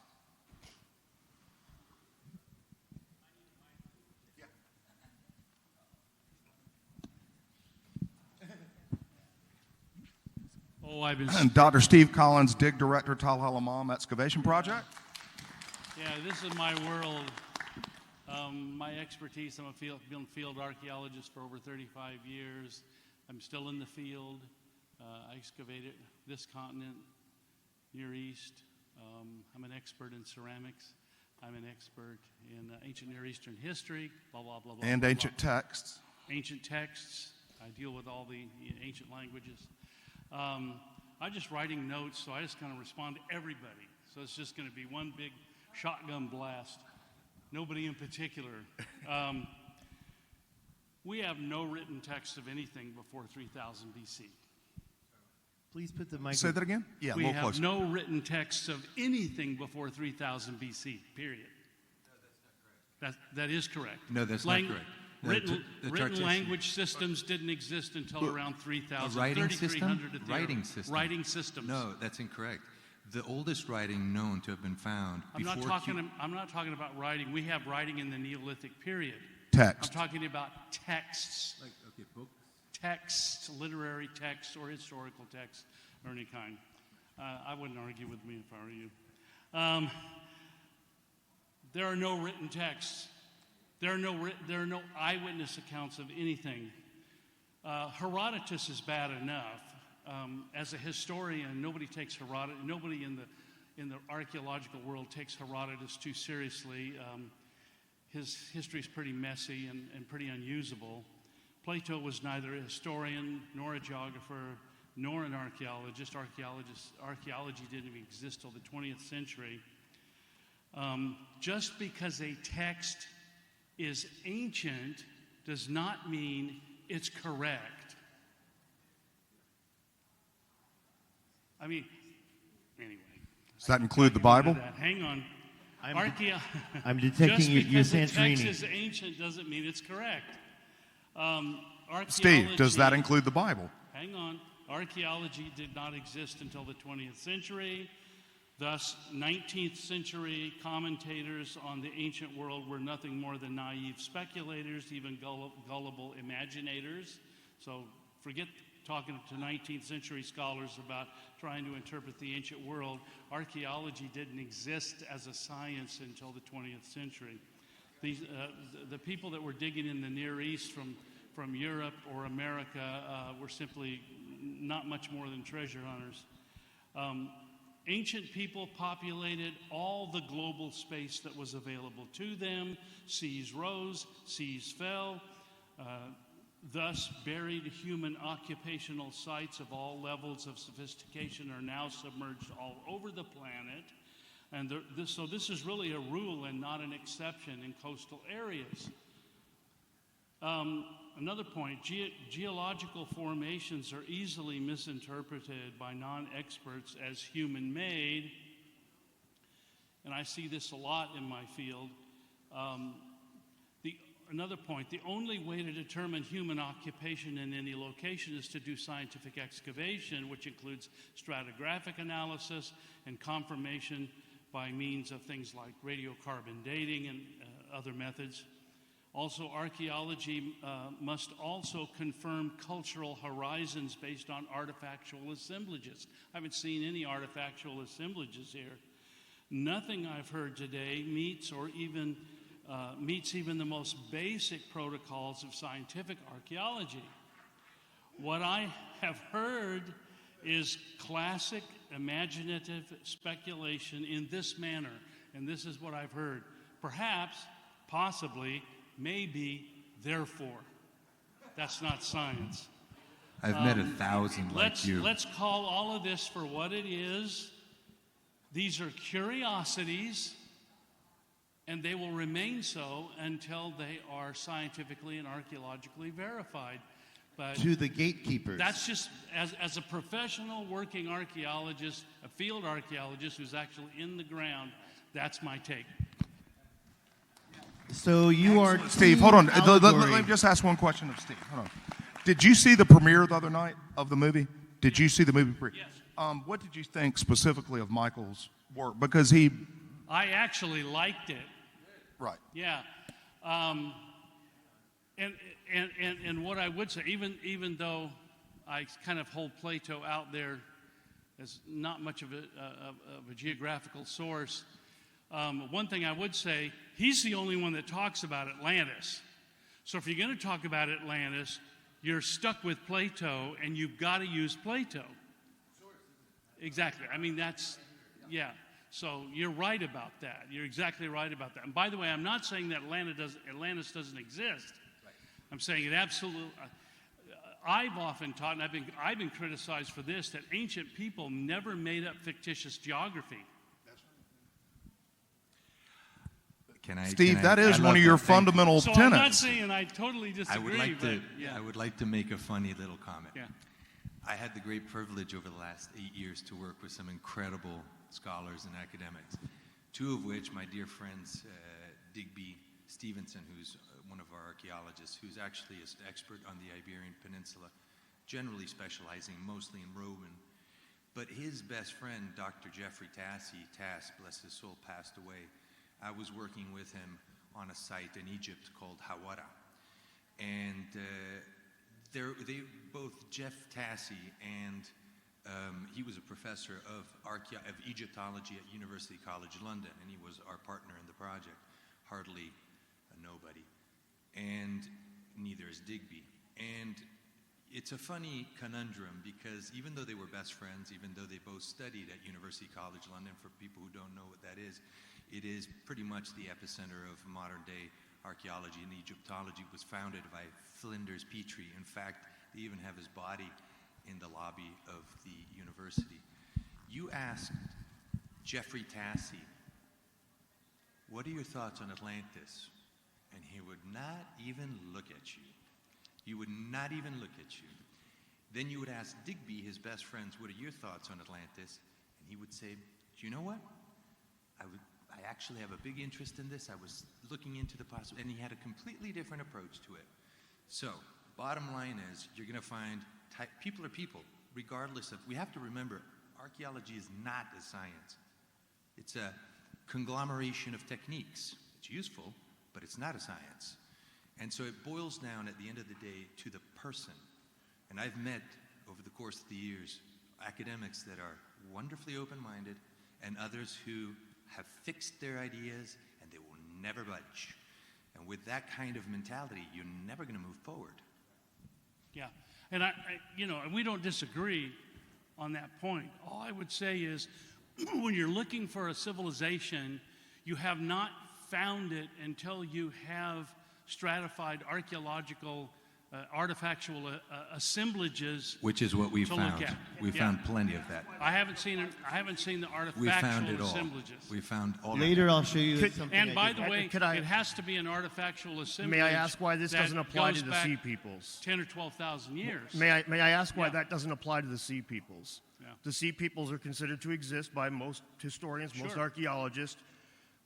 Every single civilization that's attributed to being a Sea Peoples, hypothetical, we think it might be, it could be. You have no assemblages, no idea. The Sea Peoples are factually correct, right? You probably assume, accept that they existed, but they don't have any of the things that you just spoke of. They are completely hypothetical. We have a couple of letters. But the Sea Peoples make it into the history People books. who live near water No, often take to the Sea sea. Peoples that ended the Bronze Age. Just so for some people, Yeah. tell who the sea peoples are. Well, technically for us, the sea people that we know that came to the far eastern end of the Mediterranean Sea, these were the Mycenaeans. We don't know that. And well, yeah, we do ceramically, artifactually. The we ones know that overthrew the Bronze Age. Yeah, we know that. We know Yeah, I'm we're sorry. the Bronze Age is my specialty. And Let's make it clear yeah. the sea peoples are attributed with the Bronze Age collapse, that some mysterious group of people Yeah, came in and but this was very late in the history that we're talking about. Atlantis, we're talking about something that happened in the Neolithic period. But this is my point: is that we And don't so have we those can't. two, the Neolithic. I'm quite familiar with the Neolithic cultural assemblage worldwide, and it doesn't. It's not bronze. It's not a Bronze Age assemblage. It's a very, very different culture. It's a very, very different world. I understand. Not that they weren't good at building big my stuff. My point Yeah. is the rules are different here. The rules are vastly different. You have some writings that an Egyptian king said, "Hey man, we're getting our asses kicked. Send some boys over here." That's extrapolated into, well, probably these guys, probably those guys, almost certainly these guys, maybe those guys, they existed though. You have Plato writing some stuff and they're like, yeah, fuck all that. This ain't real. Yeah, and by the way, I really applauded what you said. Oh, well, thank you. I mean, no, I did, because you're right. Because you can't lump all of this stuff together. You just can't collectively lump all this stuff together as a unified. Yeah, well, thank you. I honestly, I think that my colleagues here did a great But job anyway, of proving my point. I'm not part of the debate, but that's just my take. I got more. Can I just make one comment quickly? Go ahead, Graham. I don't think archaeology's done a very good job at all at explaining how Cyclopean architecture is really made. I mean, you can't expect us to believe that diorite balls are pounded into granite to quarry these stones and make these statues and all this kind of stuff. I mean, it really like doesn't make any sense. Did I say that ancient people didn't do cool stuff? No, they did. I'm not fantastic talking about that. stuff. I'm just saying those who are not professional field archaeologists and trained archaeologists really don't have an appreciation for cultural artifactual assemblages. And those that aren't construction workers don't have appreciation for big rocks. And you have to have stratigraphic context, you have to have a cultural, you have to be able to identify it across the board in any location. What is the artifactual assemblage? What is the cultural horizon? And this is all doable with archaeology, but you've got to do the archaeology. Can I add one thing to that? Correct. We're living in a time where archaeology is a fragment of the puzzle. It's a multi-faceted industry we're looking at today, and we have for the first time the capacity of mixing all sorts of techniques and technologies that weren't available, further amplifying the field of archaeology. It's called as we know it archaeometry. today. Archaeometry. Archaeometry includes archaeology, geology, physics, Great. engineering, science, others. Yes. Would anyone else from the audience like to make an impassioned case for their thinking?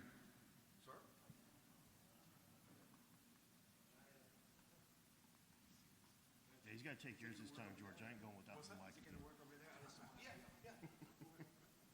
Okay. The archaeologist is going to hate me. But I just want to go.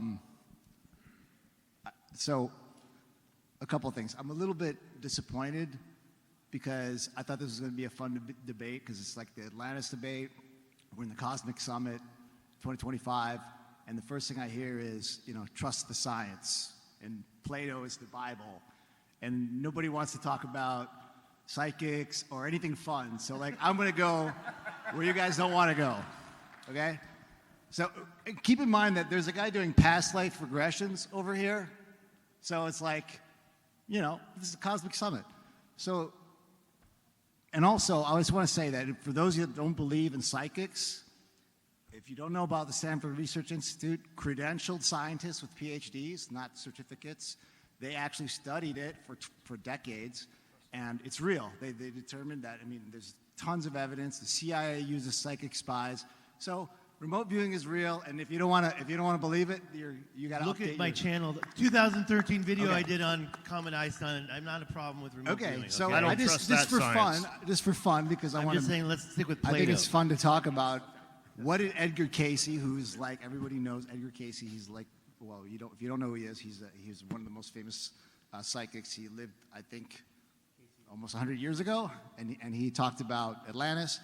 And some of the things he said, he said the same thing as Plato said, that Atlantis was a continent that spanned from the Caribbean to the Mediterranean. He said that there was 3 catastrophes, and the second catastrophe, actually, Atlantis became islands, right? So that's kind of interesting. And then the third catastrophe is basically like the Younger Dryas time frame. And in the second catastrophe, what he says is that the people from Atlantis went to Egypt, to the Yucatan, and to Spain. I'm half Spanish, so I always root for Spain in the World Cup. But I don't know if that was the center of Atlantis or not. So I think that's kind of interesting. That's fun to talk about. The other thing, and the fact that there's pyramids in all these places. I think that's very interesting, and the fact that you got the Atlas Mountains, and you've got Mazatlan, and you've got Cadiz, like you said.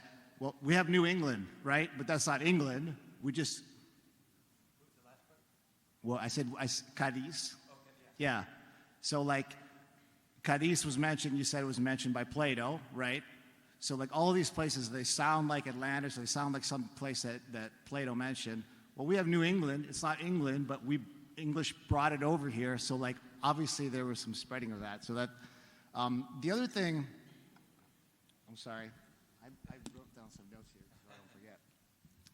So, okay, so there's actually three sources. If you talk, if we go down the rabbit hole, other than the psychics and Plato, there's a third source, which is the mystery schools, which nobody wants to talk about. But what did the mystery schools become? They became like all of these secret societies, the Rosicrucians, the Freemasons. There's some Freemasons here you can go ask them about. Atlantis and Lemuria are mentioned in all of their texts, right? These are mystery schools. They say that they're keeping the tradition of Atlantis alive, and they've been around for thousands of years, right? So, like, you can poo-poo it, and I know the archaeologists are going to hate to hear it, but it's fun. It's fun to talk about it. I mean, that's why we're here, right? So what did the mystery schools say? They said there was an Atlantis, and then there was a Lemuria in the Pacific. So Atlantis was in the Atlantic, and Lemuria was in the Pacific, and they had a war, and Lemuria actually disappeared before Atlantis. So I don't.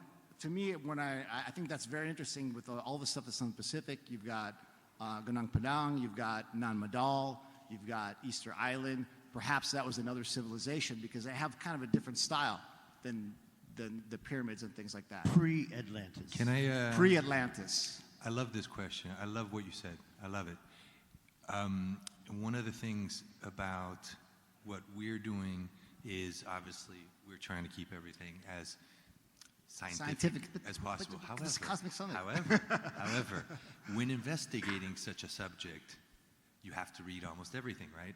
In Edgar Cayce's book on Atlantis, out of his 30,000 plus readings, 14,000 of those, almost half, were regarding Atlantis. And anybody who's read that book, it's a wonderful read. And it's very peculiar because he goes into this sort of a trance-like state where he embodies, in a sense, different entities. And what's curious about it is that every single one of those readings, unless he's tapping into the same entity, every time the entity changes, there's a significant change in the way he's writing. You can also distinguish that, like if he's in some of his readings, if he's talking about different epochs of the age of Atlantis, the further back he goes, the more abstract this entity becomes, almost as if to suggest that this entity was almost a pre-human, but also human. So I think those writings are marvelous. Obviously, what we're doing, we have to present something to the world in a palatable way. And if we start to venture into, there's no doubt that I'd love to one day write a book about the esoteric elements of Atlantis. And that's, I think, very curious. That's a great question. Yeah, and keep in mind that, like, who runs the world? There's all these secret societies, so, like, maybe they know something we don't. Right? That was cool.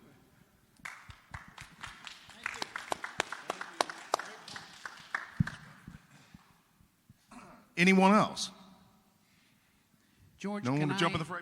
Bob Higgins. I was Go ahead. just going to say that there's a documentary by James Cameron that features Georgios Diaz Montesano. So, Yeah. he showed quite a few things on land, though. No, there were cave paintings. There was some cave. He's not the one to find it. The cave paintings in La Halta, let me just clarify. The only reason I'm a little bit, I don't like that program is because that man, Jorge Montesano, he's kind of a laughing stock, I have to say. A lot of people who I work with and colleagues don't take him seriously. The first time he contacted me, his actual words were, my name is Jorge Montesano, which is not his name, his real name. And then he goes on to say, I am the world's leading Atlantologist. if you're going to introduce yourself to somebody who's studying this subject, and that's how you're going to introduce yourself, I don't know another word other than narcissism. But he is a linguist, and he knows ancient text, Egyptian, I speak Greek. 5 languages, and I studied in Athens. How about the ancient ones? Hieroglyphs, you know the hieroglyphs? Well, I know enough to know when I see somebody who doesn't know enough. Sounds Bob like Higgins. character assassination to me.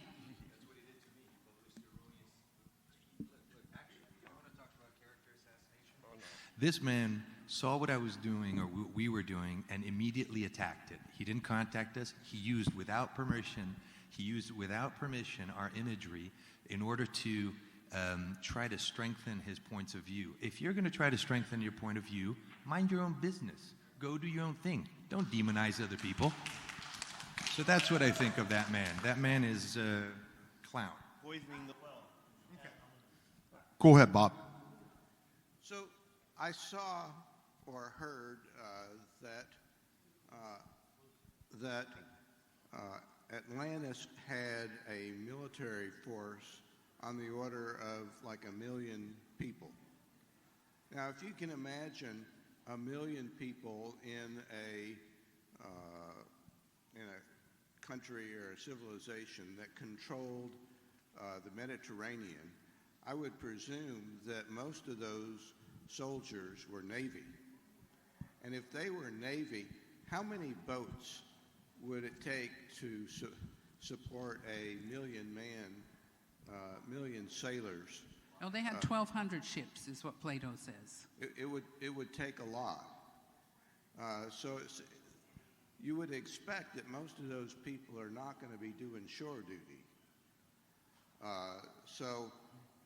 It would mean that, when the time came that there was the destruction of Atlantis, which is supposedly the empire capital, that you wouldn't just have a few survivors. You would have tons of boats already out there on the water, still in the Mediterranean while all of this was going on. Not if there's a tsunami. Yeah, and also, it's so hard as it is to find even a fragment, let's say, of a tooth of somebody in a cave. Wood, unless it finds itself in anaerobic conditions because it's been planted in a place. But they have found ships. But it's just most of them rot away. But they have found, especially where we are, they have found prehistoric ships. It's just not very common. Well, Like the professor here said, if there's a tsunami, the ancient maps probably came from Atlantean seafarers with the technology for mapping that didn't exist until, like the late 1800s or 1900s to be able to accurately measure longitude. So these people would have had boats going out all over the world, and a whole bunch of them in the Mediterranean. So it seems like there may be some opportunity still to find some of those boats on the ocean floor in the Mediterranean, for example, that can be linked back to, that can be dated to the time. Well, the oldest shipwrecks we know of are all, like from the Greek and the Roman era, they're almost all just the stuff that was in the boat, busted bottles and stuff. The oldest actual boat that we have is about 11,000 years old, and it was in a peat bog, and it was a canoe. There's nothing more than about 6,000 years old that's an actual shipwreck left. So for us to find something that would be, if we found a 20,000-year-old shipwreck, it's going to be nothing but a pile of coins and whatever else. Right.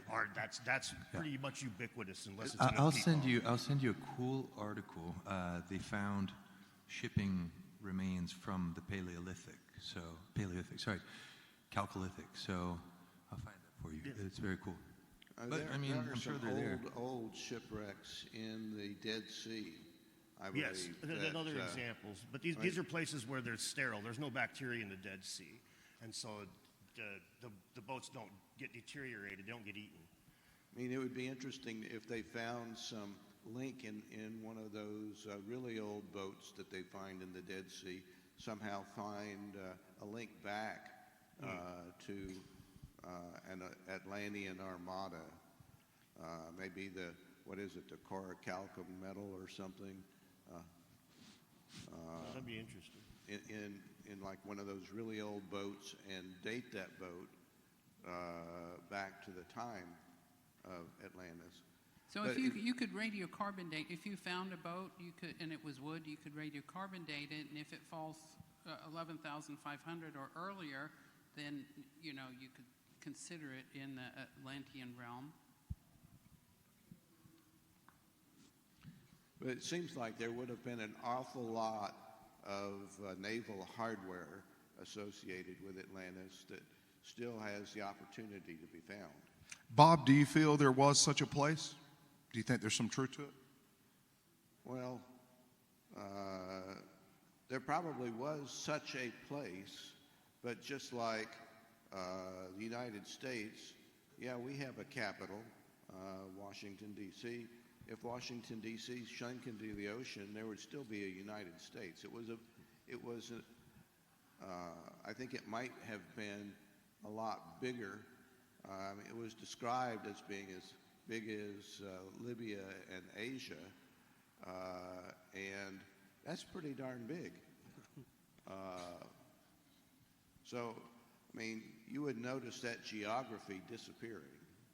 If something Just that big. to add to that, I'm sorry, in ancient Greek, the word for island happens to be essentially the same word as peninsula. So peninsula is an island essentially that's connected on one point, and that word is nisos, noxos. So a lot of people, when they're talking, because he's talking about the main part of the island being as large as Libya so the Iberian Peninsula absolutely fits that description as well. Just thought I'd add that. Thank you. Okay, we're going to wrap on up, and I'd like Can to we- go can ahead. we Yes, get back to we'll have some Malcolm? final comments, and then I'll wrap up. Go ahead, Joanne. Malcolm had a question, and we didn't hear from him. Oh, Malcolm did. Okay. Yeah, could you hand this to Malcolm LeCompte back here?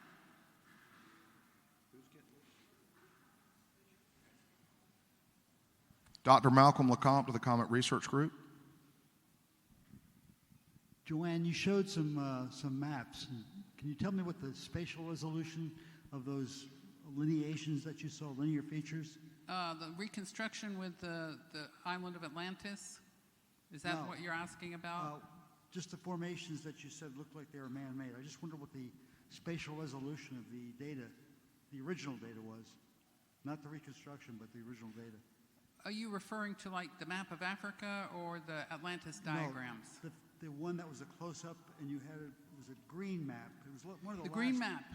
Yes, so that is a scale drawing where I converted the stadia at 176 meters, 2 feet, miles, and so it's a proportional drawing. So, Well, is and I that- can send it to you if you would like, Malcolm, and you can take a look at it. Well, do you know what the spatial resolution of the data was, the raw data? I just took the dimensions that Plato gave, and okay, what's he talking about?